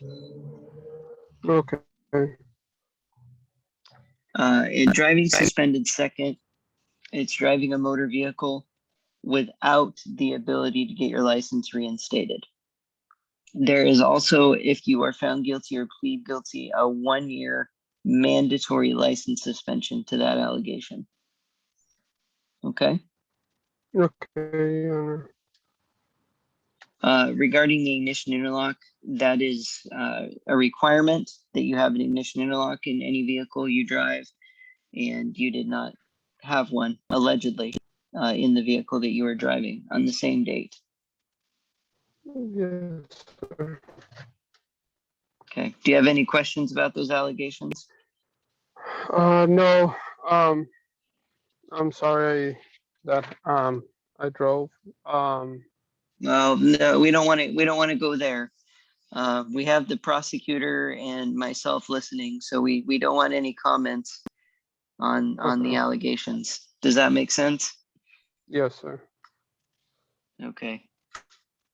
Do you have any questions about those allegations, or all answered? All answered. Okay. Are you going to request a public defender be appointed to represent you? Yeah, I need one. Okay. Are you employed, Mr. Grajales? I am at, yeah. You are? Okay.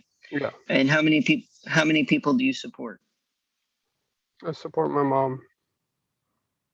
Okay, so it's you and your mother? Yes. Okay. And not to embarrass you, and we're going to be over YouTube in a bit, how much monthly income is take home? So at the end of the day, how much do you actually bring home? At the end of the month, I'm probably pulling like 2,800 at the end of the month. Okay, and like I asked, that's take home, that's before taxes, Yeah, that's after taxes, yeah. after taxes? Okay. I'm gonna look at something really quick.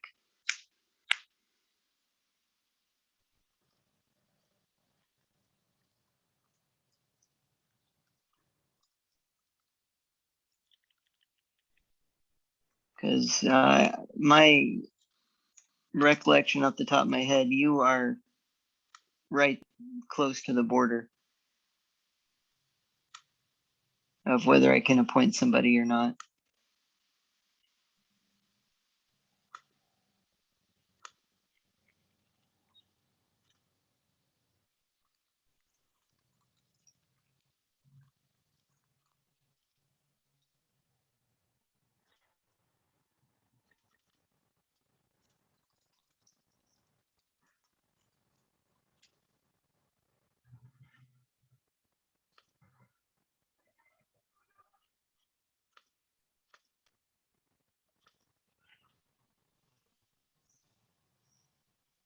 Yeah, okay. Well, Mr. Grajales, what I'm inclined to do, if you're okay to do it, is I am willing to appoint an attorney to represent you, but find you indigent but able to contribute, which means you would have to pay towards the cost of your attorney. Does that make sense? Yes, it does. Okay. Because at that amount, you're over the guideline from what I can see. So I'm gonna have you contribute $250. Is that okay? Okay. Then that's perfect. If I have to do it, I have to do it. Okay. So that's what I'll have you contribute that. And upon your request, I will appoint Miss Young Pratt. Miss Young Pratt, I found Mr. Grajales indigent but eligible to contribute. So I will appoint you. And Mr. Grajales, Miss Young Pratt is on the line. So I will let her talk to you. But the next question is whether you want to enter a not guilty plea. So I will let your attorney take care of that, okay? Okay. We would waive formal readings of rights and charges, ask that a plea of not guilty is entered and that pretrial be set for next month. Mr. Okay. Grajales, do you have a pen? Yes, I do. Okay, so I'm gonna need you to call me at 360 964 964 4134. Okay, 4134. Right. And when Sounds you good. call, be sure to leave your phone number so that I can call you back. Sounds good. Will do. Okay. Mr. Johnson, anything regarding release? Just that he be ordered not to drive a motor vehicle without a valid driver's license and insurance. So ordered. So Mr. Grajales, your release conditions, law-abiding behavior, and that includes don't drive without valid license and insurance. Perfect. Yes. Okay. Any questions? No, thank you, Your Honor. All right. So we'll see you September 16th. What time would this be? I believe at 1 o'clock, right, Madam Clerk? Yes, he will be at 1 o'clock, Your Honor. And did you do 1 month? I'm sorry. Yeah, September 16th. Thank you. All right. Good luck. Carlos, and we'll Thank you see you so in a much, month. Your Honor. Have a good day. See you in a month. Thank you. You too.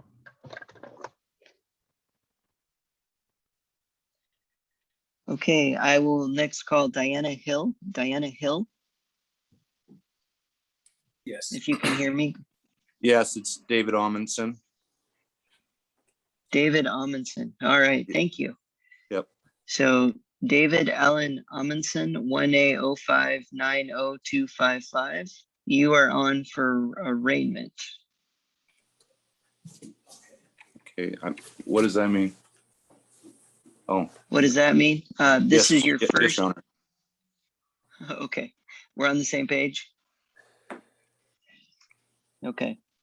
So Mr. Amundson, this is an arraignment for 2 counts of assault 4th degree. One of them is domestic violence, one of them is not.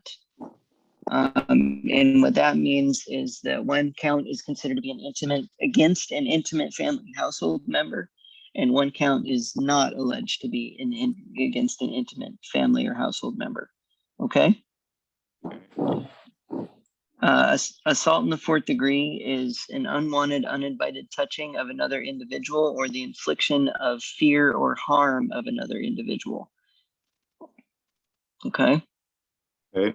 It's a gross misdemeanor. A year minus a day in jail and a $5,000 fine is the maximum punishment permitted.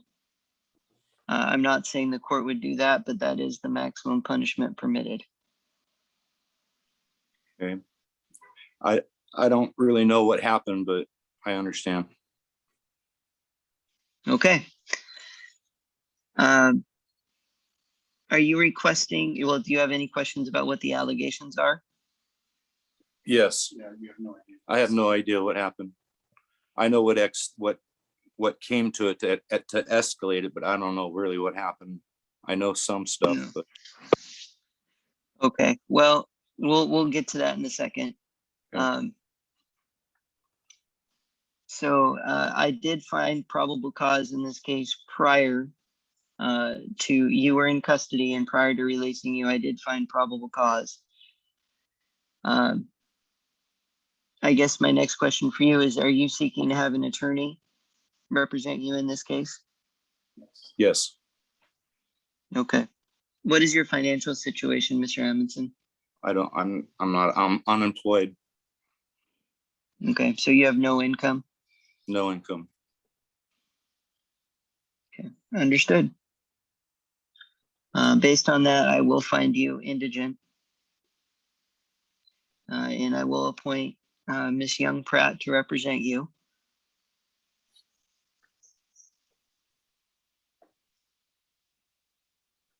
So I will let her go forward with arraignment, okay, Mr. Amundson? Okay.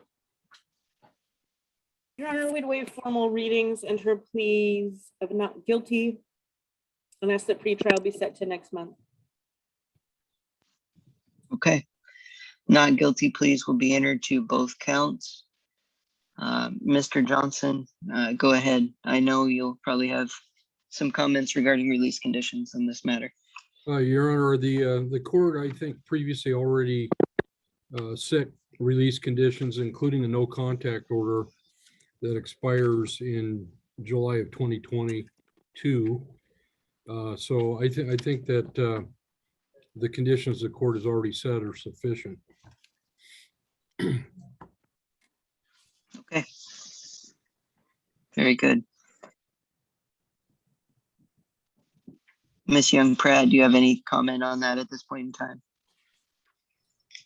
No, I don't, Your Honor. I would ask that any no contact order would just be reviewed at our next hearing. I'd also like to give Mr. Amundson my phone number. Okay, Mr. Amundson, do you have something to write with? Yes, sir, or Your Honor. Very good. Ms. Pratt, go ahead. 360. Yep. 964. 964. Yep. 41. 41. Yes. 41. 34. 34. Carrie, K-A-R. And if you could give me a call in the next couple of days, be sure to leave a phone number. I get a lot of messages with no phone number. Okay. Okay, so Mr. Amundson, do you have a copy of the no contact order that I signed? Yes. Okay. Do you have any questions about that no contact order? Says no firearms. Yeah. Do you have questions about that? Okay. No, Okay, well, I'm gonna, oh, go ahead, sir. I'm just, I've never done this before, so I'm just trying to. Okay. Okay, well, Everything. I'm gonna briefly go over it with you again, okay? Okay. Okay, so it is good until next year. It requires you to stay away from Lanny Jacobus. I'm not gonna try to pronounce her middle name, Lanny R. Jacobus. And do not cause, attempt, or threaten to cause bodily injury, assault, sexually assault, harass, stalk, or keep under surveillance of the protected person. Do not contact the protected person directly, indirectly, or through others by phone, mail, electronic means. Do not knowingly enter, remain, or come within 1,000 feet of the address. And if I recall correctly, I put an address in the order. Yes. And so I'm not going to say that in open court on YouTube, but it's in the order with the addresses. And I did find that you were intimate partners with Mr. Jacobus due to the living situation that you were in at that time. Okay. Okay. All right. So very good, Mr. Amundson. I wish you the best of luck, and I will see you again September 16th for what's called pretrial. It is September. Your Honor, I see in the notes that he is to settle all warrants. Did you remind him of that today? I did not. So, Mr. Amundson, if you have any active warrants, which I will He look doesn't. really quick. He doesn't. He have doesn't? any- Okay. No. Mm-mm. Okay. You said September 16th? Yes, sir. Okay, and then, but I'm to call Mrs. Carrie Pratt in like a couple, 3 days, right? Yeah. Correct. Okay, so that'd be like Monday, Tuesday. Okay. And leave a phone number. Definitely leave a phone number. Yeah. Okay. All right. Thank you. And you are excused at this point in time. All right, thank you. Have a good day. You too. Thank you. All right. Next person, James Jones. James Jones looks like a bench warrant quash hearing. 6Z0982212, 6Z0347292. James Jones, can you hear me? Yes, I can. All right. Hello. Let's see. You are here to quash a bench warrant. Well, 2 bench warrants, it looks like. Yes. Yes, sir. Okay. I'm just pulling up the notes if my computer will let me.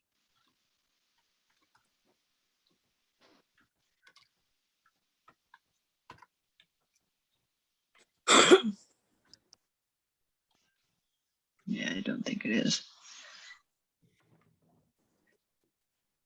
All right, give me 1 second, Mr. Jones. Okay.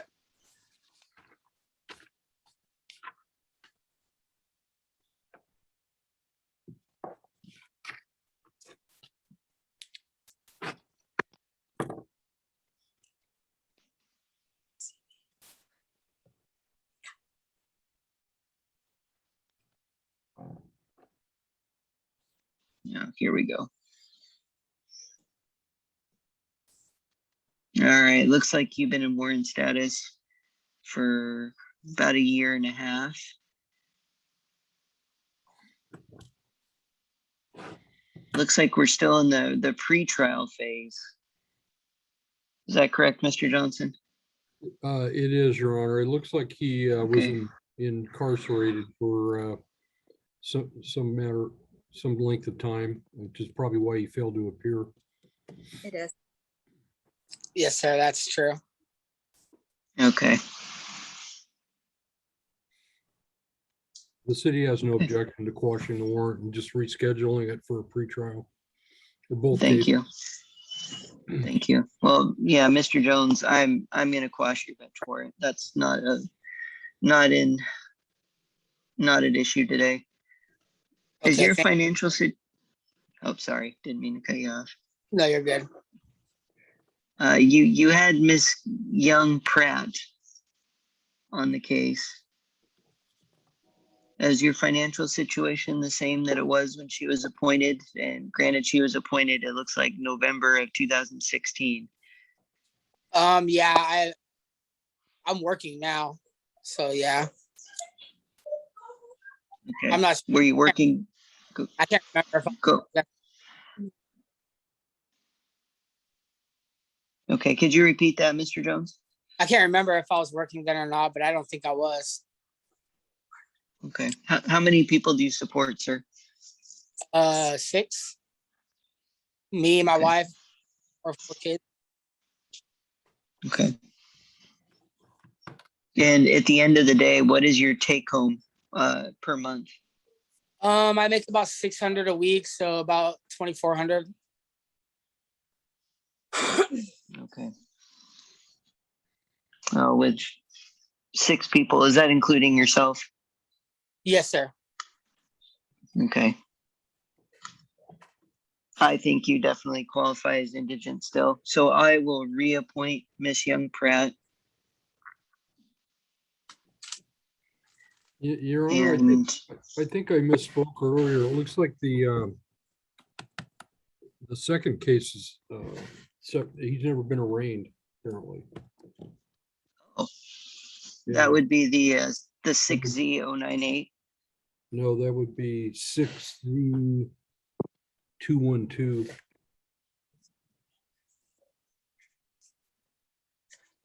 Oh, okay.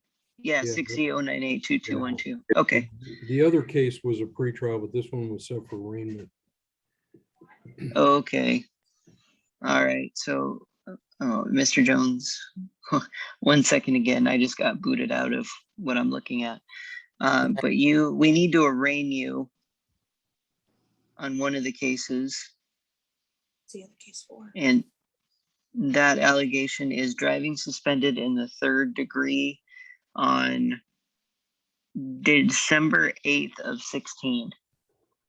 It's a simple misdemeanor, and driving suspended in the 3rd degree is defined as driving a motor vehicle without a valid license, but you're eligible to get one. Okay? Okay. It's a simple misdemeanor means 90 days in jail and $1,000 fine is the maximum punishment. I'm not saying that's what the court's going to impose if you are found guilty or you plead guilty, but that is the maximum punishment. Right. Okay? Okay. All right. Do you have any questions about that? I don't know. Okay. Do you want an attorney appointed to represent you in that matter as well? Yes, sir. Okay. So based on what you informed me earlier regarding your financial situation, I will also appoint Miss Young Pratt to that matter. Miss Young Pratt, this is James Jones. He was appointed to you were appointed to represent him on a driving suspended 3rd in November of 16. I'm sure you remember it clearly. And there was a number, December driving suspended 3rd that he's being arraigned for. So I'm going to appoint you to both, but you were only previously appointed to the driving suspended 3rd in November of that year. Your Honor, as to the cause ending in 212, we would enter a plea of not guilty today and just ask that both of those be set. Because of the nature of the charge, I'm actually going to ask for 60 days. I haven't seen the Department of Licensing actually unsuspending anything so far. And I don't know if he would qualify. It looks like he can get his license back. But he's going to have to take the test. Right. He has to retest, and so forth. So it might take a little while. Okay. Mr. Johnson, anything regarding release conditions? Just that he not drive until he gets his license and insurance. Very good.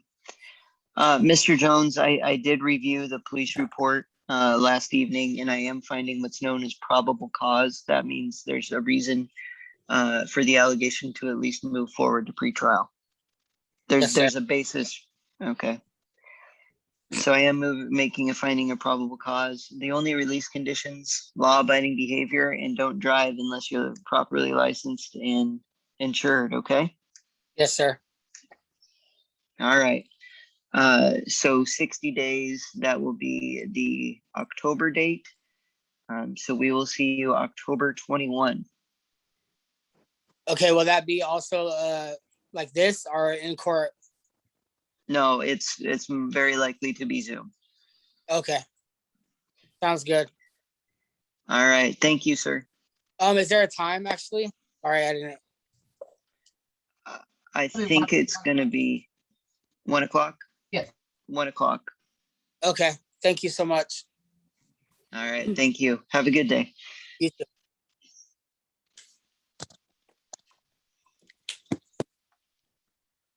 All right. Kaylee Martin. Kaylee Martin. I'm bringing you in to talk. Can you Good hear me? afternoon. I can. All She's right. here to Good quash a morning. warrant. Afternoon. She's here to quash a warrant, Your Honor, on page 11.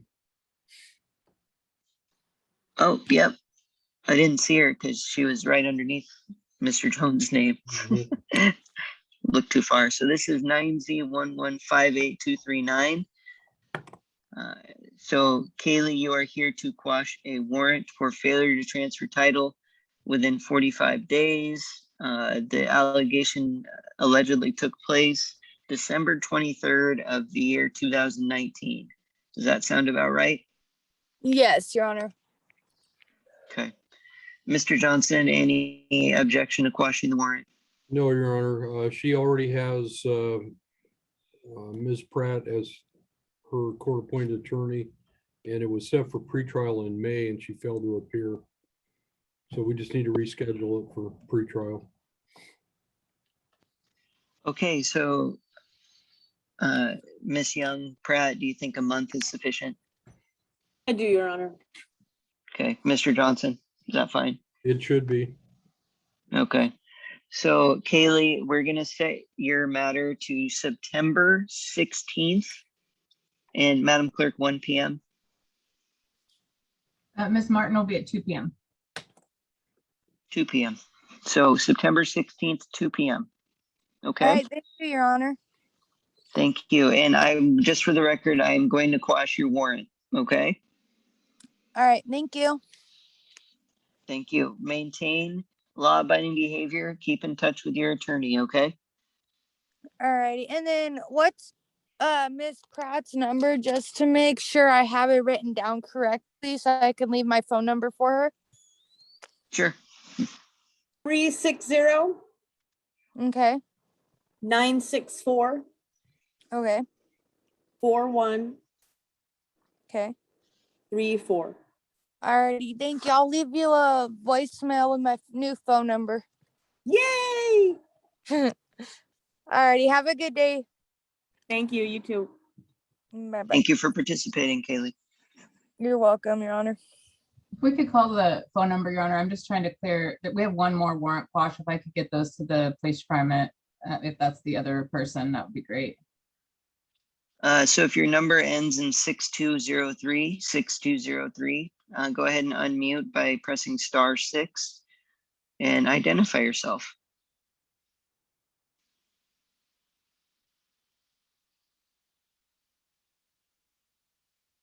Phone number ending in 6203. Can you hear us? And if so, press *6 to unmute yourself. Yes, this is Russell Bruno.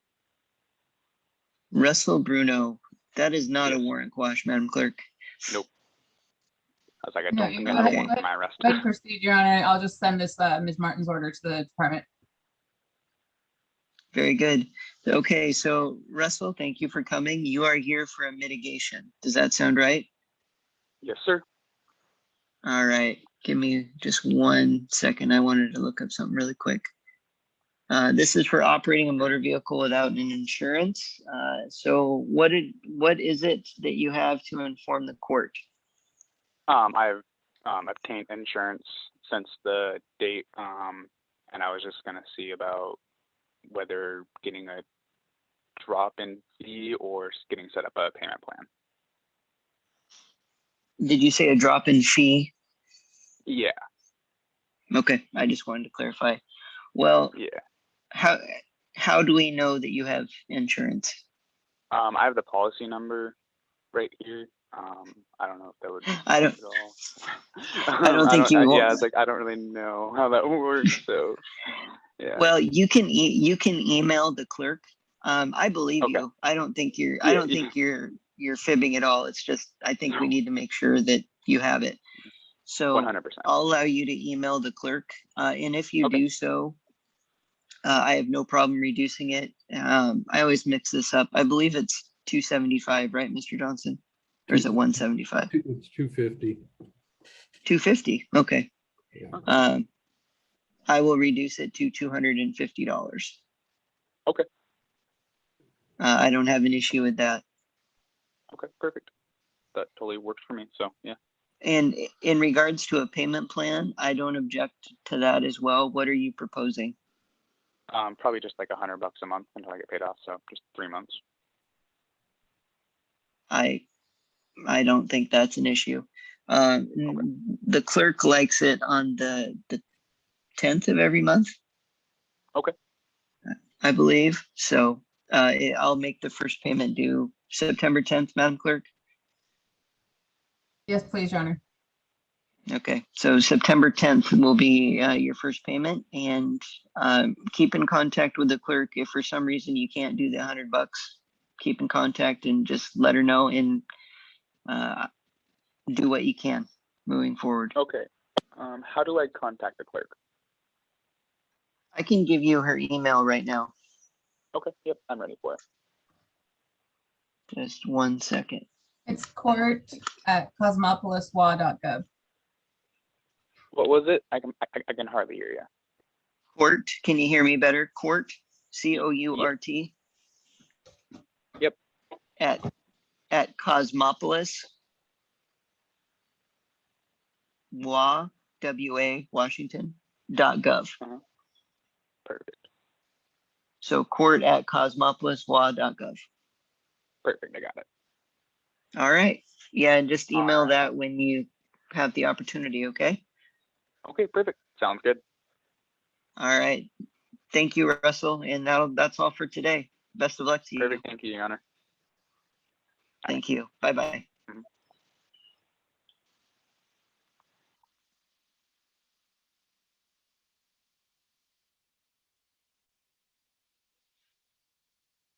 Okay, Sean Crowley. This is 1A028467, 1A024608. Can you hear us, Sean? Yeah, can you hear me? I can. How are you today?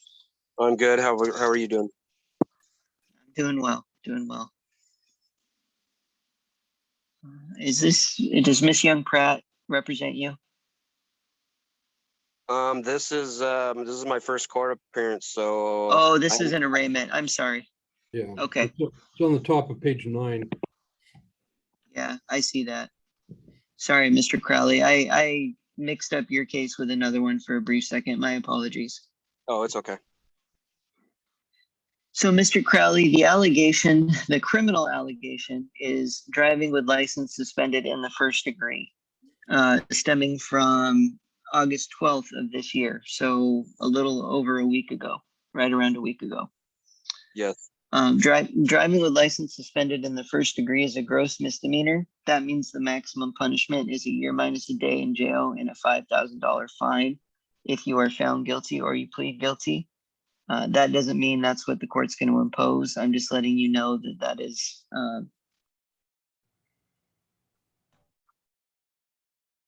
Can you still hear me? I lost you. Yeah, I think we all lost him. He just dropped out for a minute. Yeah, he probably lost his internet connection. He'll bump right back on, I'm sure. Yeah.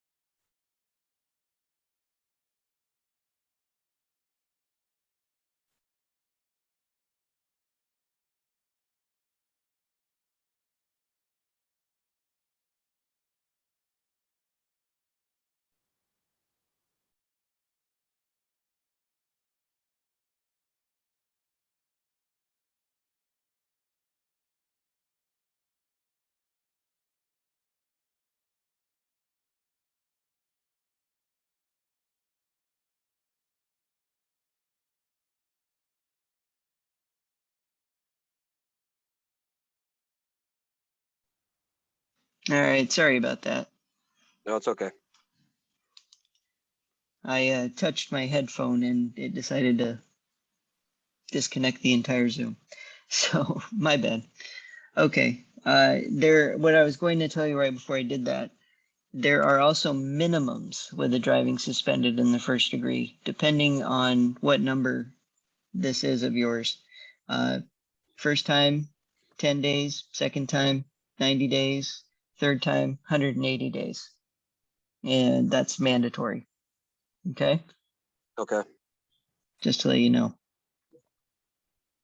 What is your financial situation, Mr. Crowley? Are you requesting a court-appointed attorney? Yes, sir. I'm unemployed. Okay. How many people do you support? Just me. Just you? Yes. Okay.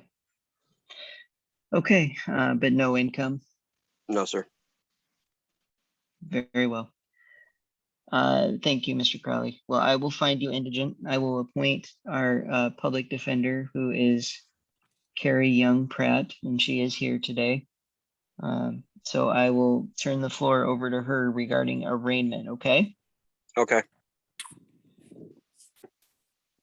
Your Honor, I would waive formal readings, enter a plea of not guilty as to the driving first. Ask that pretrial be set for next month and that the infraction go along with it. Very well, thank you. Mr. Johnson, anything regarding release conditions? Did he remain on law-abiding ability? I can't even talk. Law-abiding behavior, and that he not drive without a valid driver's license and insurance. I was just checking, he still is revoked first degree. And as the court mentioned to him, every time he drives, he's at this point, he's looking at 180 days mandatory jail. So he's digging a big hole here. Okay, and Mr. Crowley, I'm going to order what the prosecutor said, because I do think that those release conditions are taken with merit. I'm going to add one thing. You have a warrant out of Aberdeen Municipal Court from October 4th of 2018. Does that ring a bell? Yes, sir. Okay. I am going to put as part of your release conditions that you get that quashed, okay? Okay. Do you have any questions, or does that all make sense? So if I quash that warrant, odds are I'll be sitting in Aberdeen jail. So will I be able to make it to court? I don't think they'll let me have my phone to Zoom in there. I don't know. Well, definitely you can get in touch with your attorney then. Okay. So if that does indeed happen, make sure you let Miss Young Pratt be made aware of that fact. Okay. I can tell you, if you're in custody, I'm not going to issue a warrant for you. Okay. I just ask that you make sure that your attorney's made aware of that, okay? All right. Thank you. Okay. Do you need her phone number, or do you have it? I'm sure it's online. I can look it up online. Okay, well, she's right here. She can give it to you right now. Okay, I'm ready. 360 Okay, 964 okay, 41 okay. 34. Got it. Awesome. If you call and leave a message, please leave your phone number. Absolutely. Thank you. Thank you.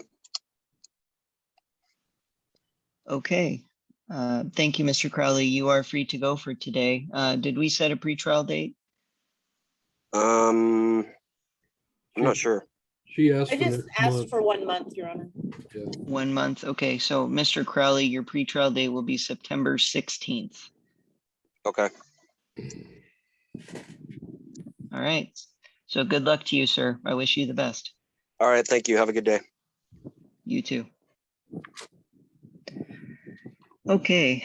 Well, there's no one in the waiting room from what I can tell. So it looks like we have quite a few to go through that did not show up, unfortunately. Yep.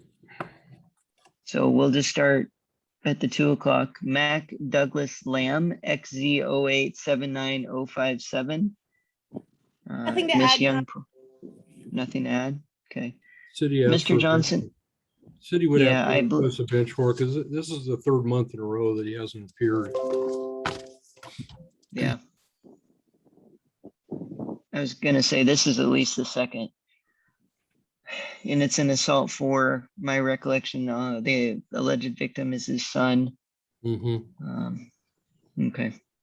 So I will issue a bench warrant in the amount of $1,000. Based on Galenas, this case can't move forward. And on the fact that it's his 3rd non-appearance, I think that gives the court good cause and reason to issue a bench warrant. Kaylee Renee O'Brien, XZ0313706. Was there an agreed order on that one? Yes, she does have a valid driver's license, and the city offered to amend the charge to no valid operator's license without ID. She appeared at her last pretrial in May, and we continued it so that she could get a license, which she has done. So I'm kind of surprised she didn't appear today. Yeah, and I've actually talked to her since that court date. I would just ask to note the absence and set it over for a month, please, Your Honor. I have no objection. Okay, so ordered. We'll set it for the September 16th, 2021 date. Carter Allen Roberts, 1A0098175, 1A0098176.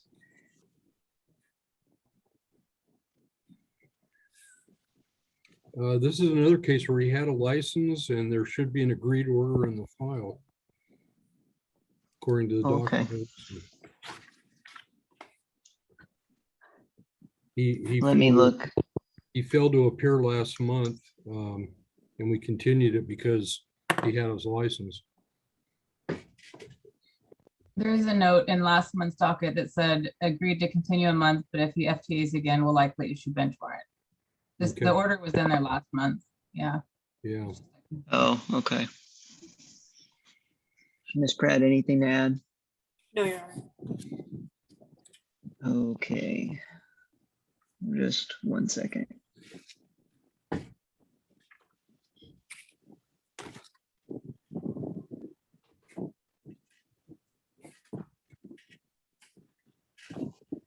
Okay, this is the only thing on his record, and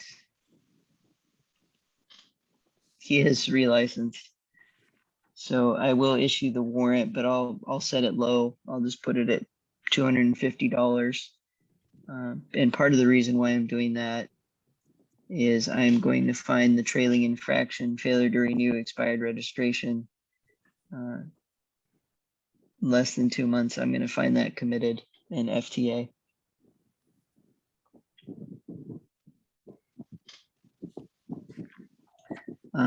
Justin Russell was the attorney was here on his behalf, correct? Yes. Okay. Okay. So Thomas James Seward, 1A0338804, 1A0338803. Miss Young Pratt, anything to add? No, Your Honor. Okay, Mr. Johnson. City requests a bench warrant. Okay. Just give me 1 second.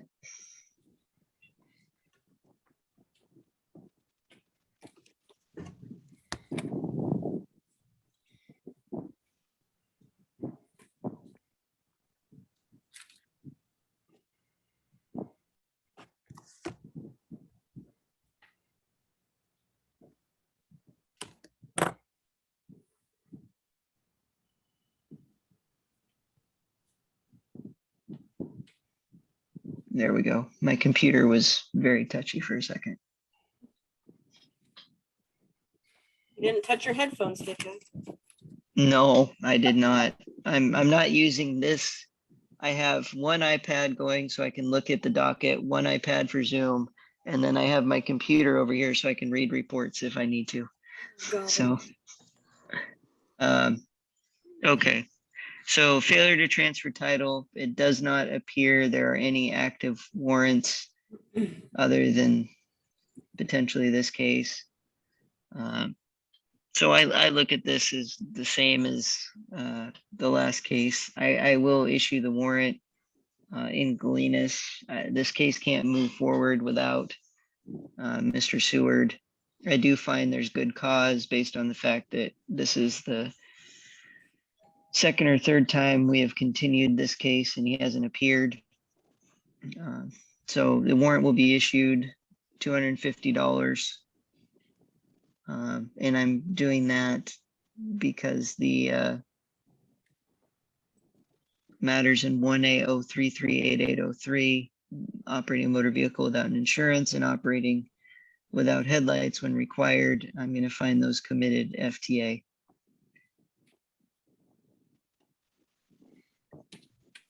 Okay. So the next matter we took care of Ava Shipe, Kenneth Stalling. I believe the next one is Larry Robert Vesey, 1A04199941, 1A04199942.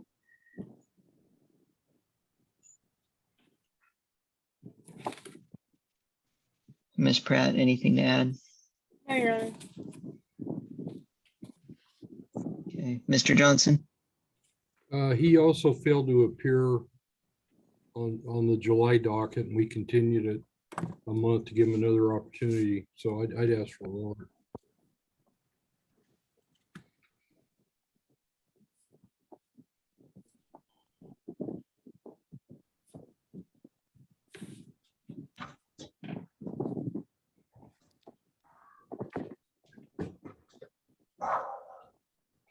All right.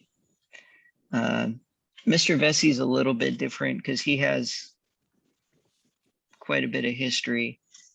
So under Galenas, the case can't move forward without the presence of Mr. Vesey.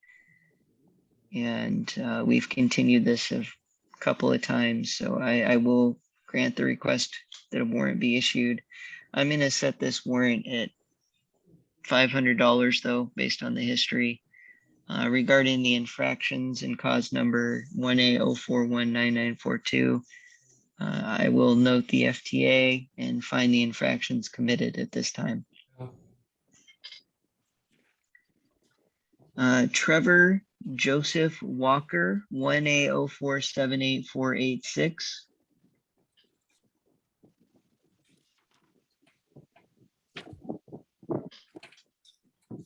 Miss Young Pratt, anything on Mr. Trevor Joseph Walker? No, Your Honor. Okay, Mr. Johnson. City would request a bench warrant.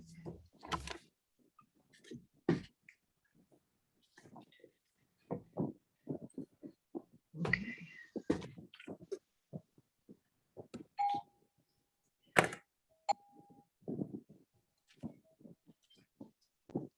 I'm just looking at the docket notes really quick.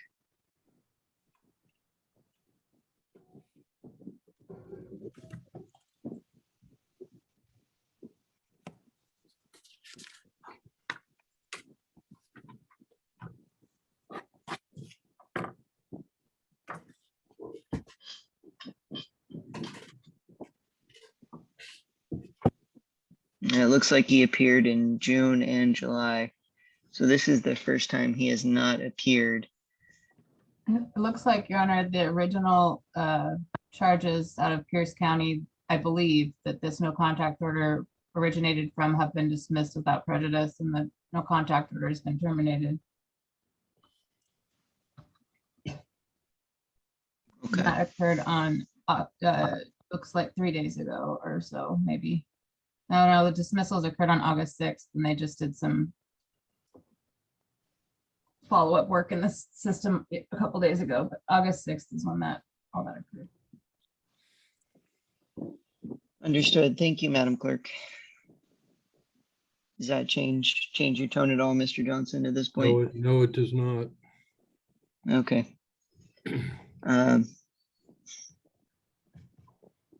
This case definitely cannot move forward without the presence of Mr. Walker. And despite it's his first time, it's a serious allegation. And he does have some history. So I will issue the warrant. I'll issue it in the amount of $750, just based on the fact that there are no other active warrants at this point. And I think that takes care of that matter. Your Honor, before we go on to the arraignments, we had the case earlier of Dustin Hickman. Yeah. We entered an SOC, and while we've been at court, Mrs. Hickman has filed a protected person's motion to rescind the no contact order. I have gotten a copy of it from the court clerk. And based on this and the fact that he's in treatment and in compliance with treatment, the city has no objection if the court would be so inclined to rescind the domestic or the no contact order. Okay, understood. I'm Miss Pratt. I'm assuming no objection. No objection. Okay. Mr. Johnson, I will sign an order upon presentation of Okay. that. I'm not sure how exactly we want to do that, but yeah, I don't know. I know the clerk has an order, a form, but I don't know if she has it at her fingertips right now. Yeah. But I will sign one when presented. Okay.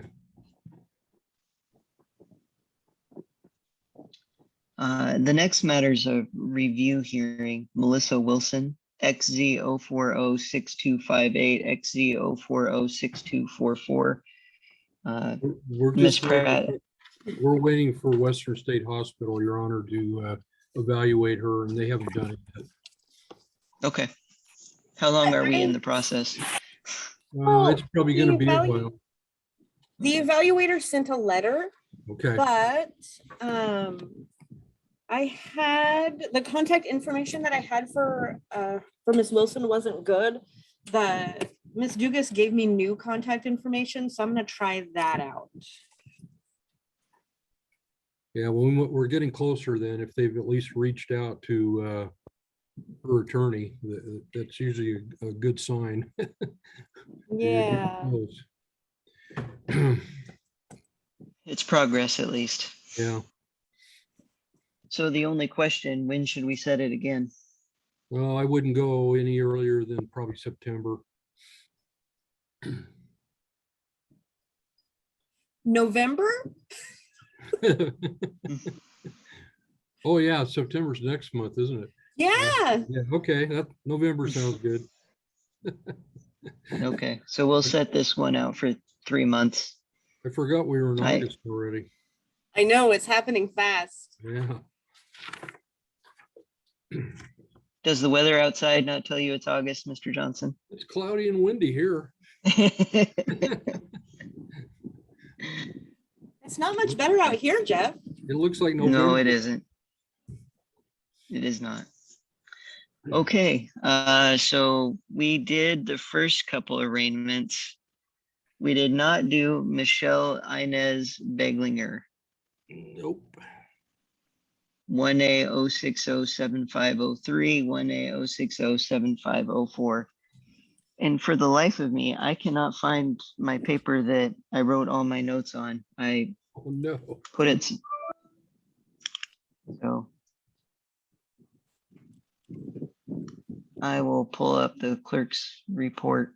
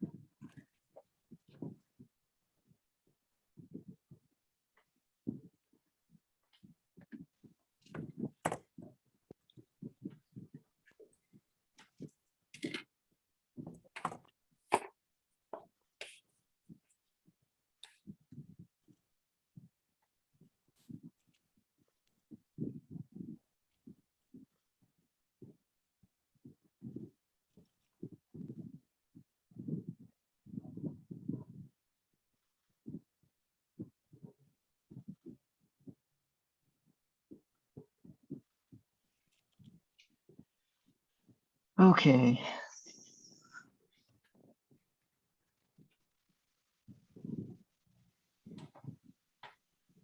Yeah, I do find probable cause in this matter.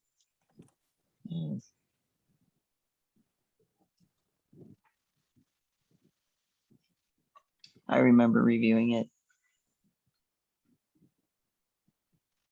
Stop was due to a expired license tab. So, Mr. Johnson, anything to add in this one? No, Your Honor.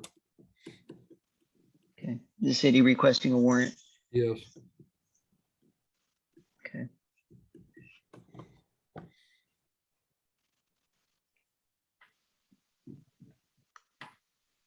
This is an arraignment, so it's a necessary hearing.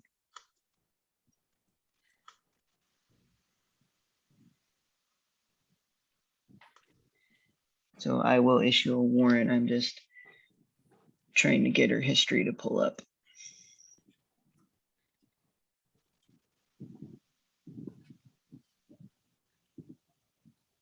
Your Honor, I just emailed you in order to terminate no contact order for Hickman. I just saw that. Thank you, Madam Clerk. I'll probably get to it after court, if that's okay. Ms. Bageliger doesn't have any current warrants that I see. She No, has she had doesn't. warrants in the past, but they've been quashed. She has a lot of priors, but Yep. most of them are about 4 or 5 years old.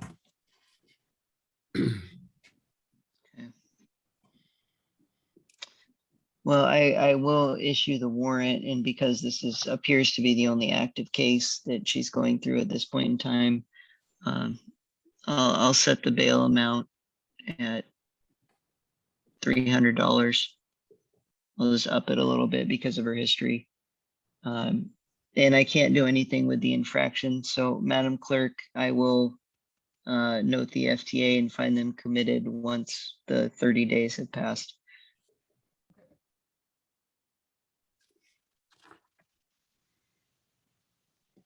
Okay, and I got a note sometime during court that Mr. Charneski's in Hoquiam Municipal Jail.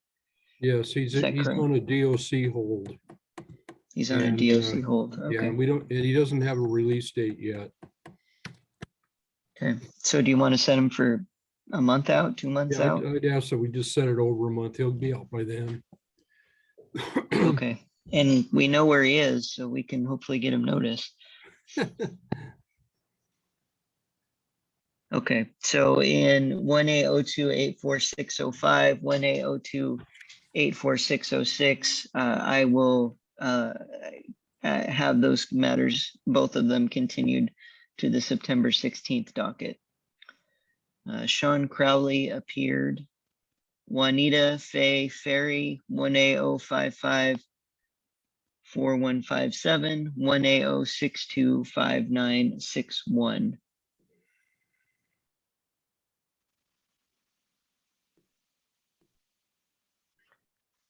Okay.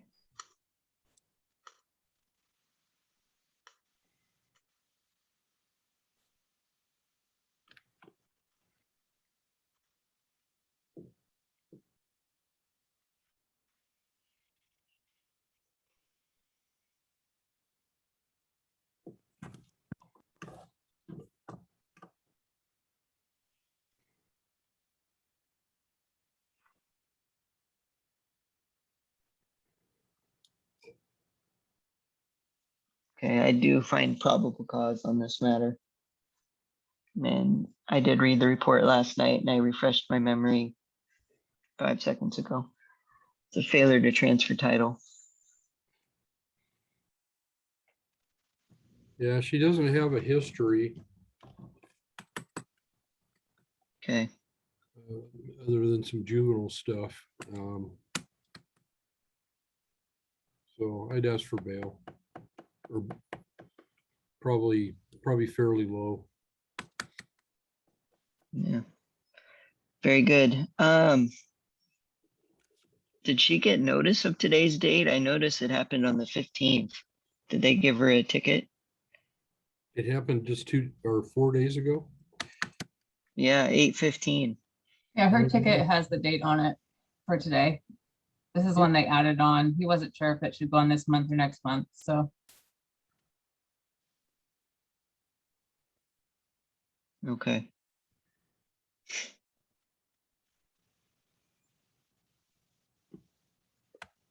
I don't know. That gives me some pause, Mr. Johnson. It does me too. 4 days is much notice. I'd ask that we just continue it and reschedule it.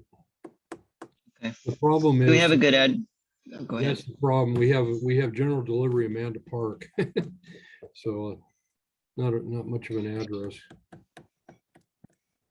Sure. But I know the Ferry family is fairly large and there's a bunch of them out in Amanda Park. So I imagine the postmaster probably knows them. Okay. Well, we'll give it a shot. We'll set it for the September 16th date just due to the potential notice issue. And worst thing that happens is we issue a warrant next month. Okay. Nathan Lambert, he did not appear, did he? No. Okay. So Nathan Lambert, 1A0554154, 1A0554155. Driving suspended in the 3rd degree.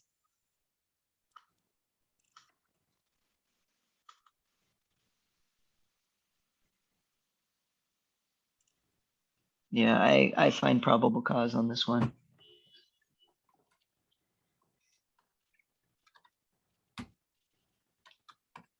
Allegation was from August 6th.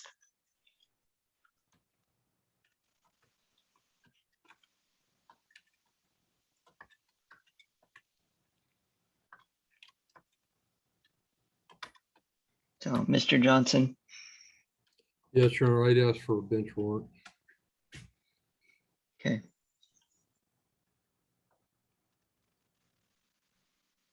It's an arraignment. So it's a mandatory appearance. I will issue a bench warrant. It does appear he has an active case in Grace. Oh.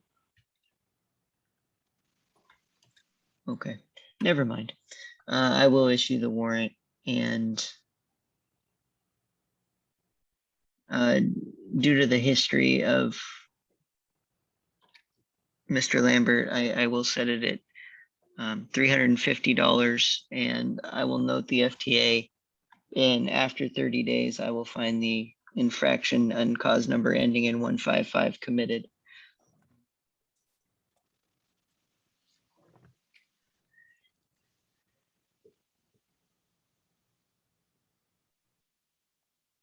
Okay, Corey Lee.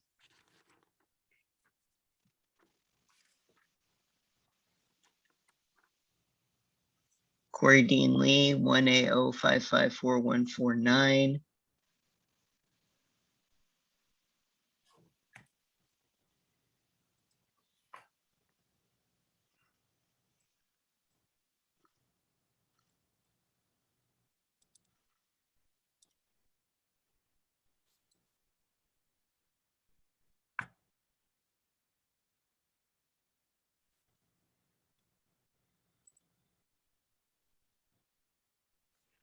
Yeah, I find probable cause. Mr. Johnson, are you asking for a warrant? Yes, Your Honor. Okay. He has an active warrant out of Grace Harbor County. We can't move forward with this case. Anyway, but it's defined as a necessary hearing at arraignment. So I will issue a warrant, and because he has an active warrant, I will set the bail amount at $500. And I will note the FTA, and upon 30 days, I will find the infraction committed under cause number 4150. 1A05545150. Oh, that's not on the docket, Madam Clerk. I don't know if that's.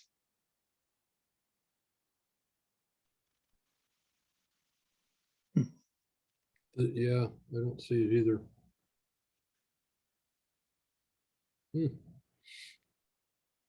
Okay. Well, I guess I probably can't do that then, can I? No, but when he doesn't respond after the time limit, the clerk can do it. Yeah.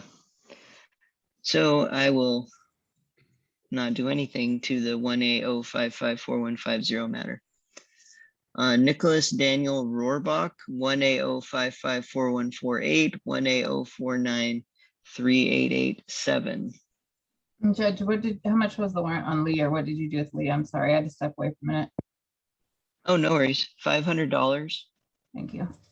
And the infraction, I heard the last bit of that, I was looking it up, it just didn't get set, right? The 30 days is passed almost, so I'll just track it. Very good. Thank you. Okay.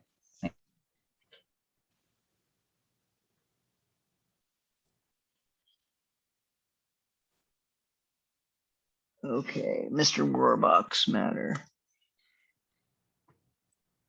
He has a whole bunch of warrants. 1, 2, 3, 4, 5, 6, 7, 8, 9, 10, 11, 12, 13, 14, 15 warrants.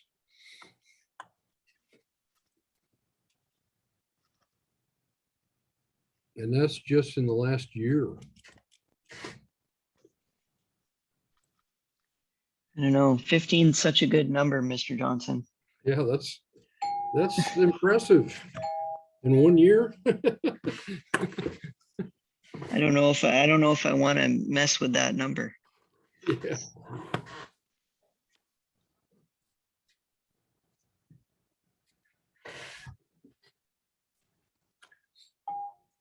Okay.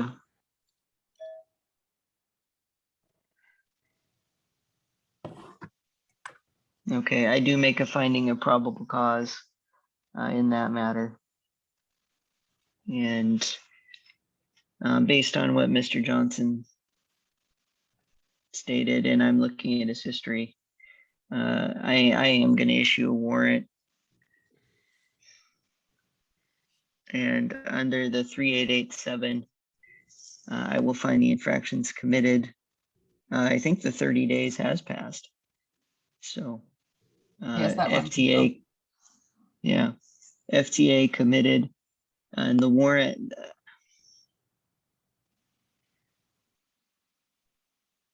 Yeah, I'll just put it at $1,000 due to the amount of warrants out there.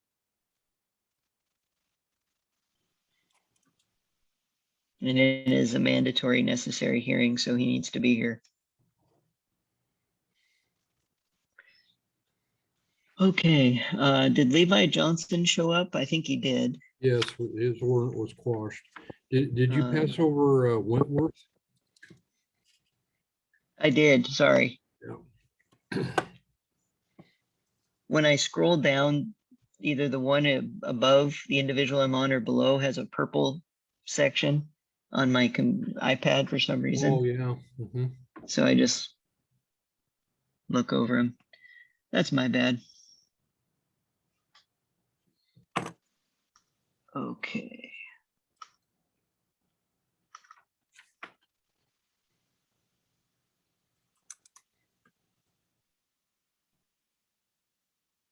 Oh, I remember this. This is regarding the Mr. Cappas's bicycle.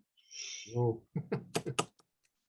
The allegation is theft 3 and the victim is Mr. Kappas. So I recall this one. I do find probable cause for the case to move forward at this point. No active warrants. He does apparently have the same allegation in Aberdeen currently pending. yeah, this is his eighth charge of theft, including theft of a firearm. So, Okay.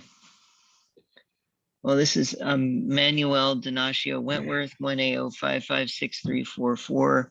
It's on for arraignment. I don't think there's any issue that an arraignment is a mandatory necessary hearing. So I will issue the warrant.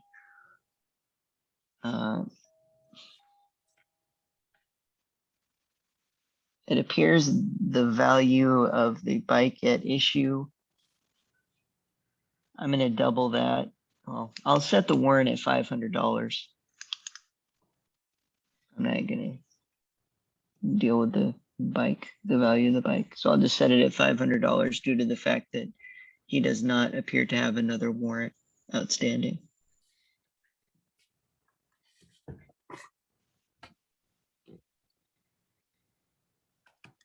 So I think the next one we have is Tyson Martinez. I do not recall him appearing to quash his warrant.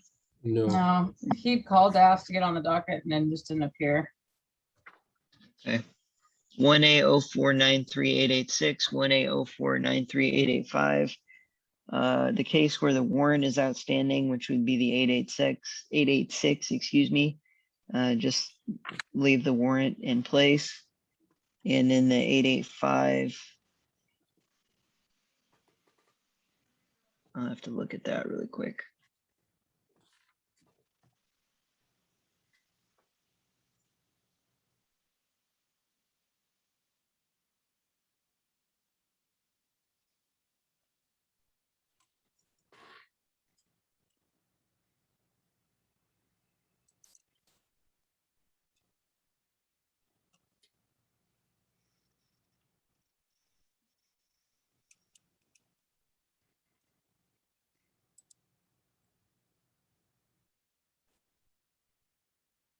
Oh, That one's already been sent FTA. I just did it this afternoon. The time was up, so. oh, okay. Yep. Well, I'll do FTA committed. For some reason, it wanted me to look at Mr. Wentworth's criminal history again, not Mr. Martinez. So, okay, but if that's the case, Madam Clerk, I will find it committed.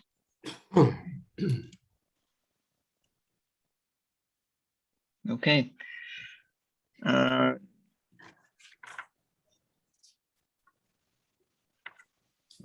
Christopher Hoffman. It's, page 14. Oh, okay, Christopher yeah. Hoffman, okay. There's an agreed order on that. Yes, there is. Mhm. Yes, there is. And I signed it, Mr. Johnson. Were you anticipating him or his attorney today? Oh, no, not really. Okay, all right. So I did sign it and I forwarded it to Madam Clerk. So 1A049, what's that? I was gonna say we did Bruno, right? Yes. We did Bruno. He showed up And he already sent mitigation. me his proof of tabs, so, or insurance. Excuse me. Oh, very good. Instead of the policy number. Yeah. Yeah. Let me give you your policy number online. Yeah.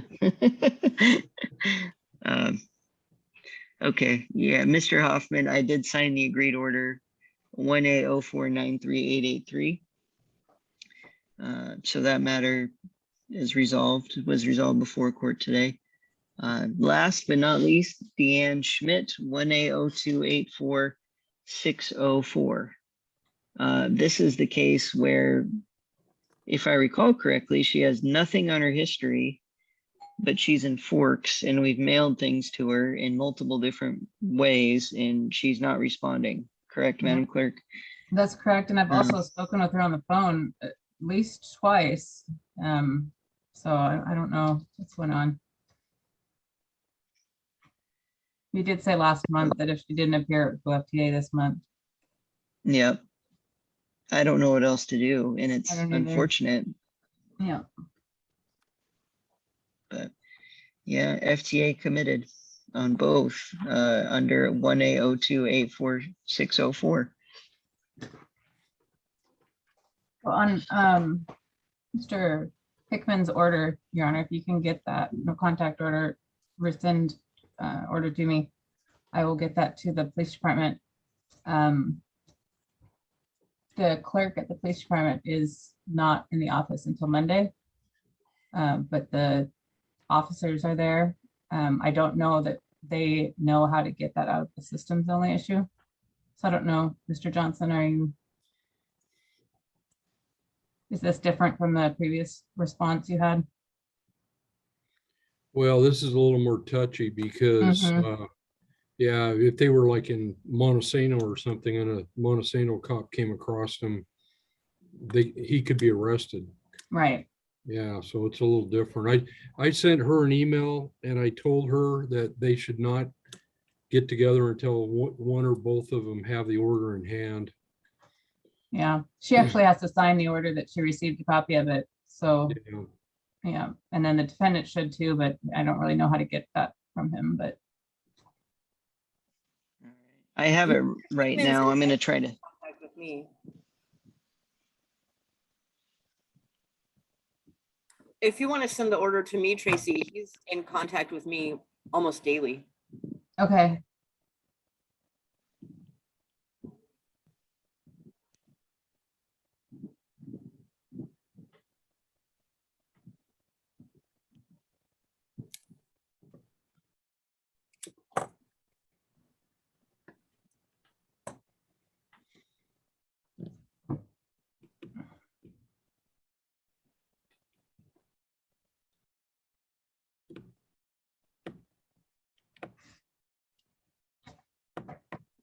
I think his signature is probably less important than hers, but most importantly, we need to get it in the system, removed from the system and Posy, and I don't know how we're going to do that. Yeah, he just responded that only Katie knows how to do that. I'm going to go ahead and stop the recording since the court pretty much is out of session, correct? Yes. Okay, Yeah, I'm going to that's stop the fine. I recording. will. Court is adjourned. Okay, doke.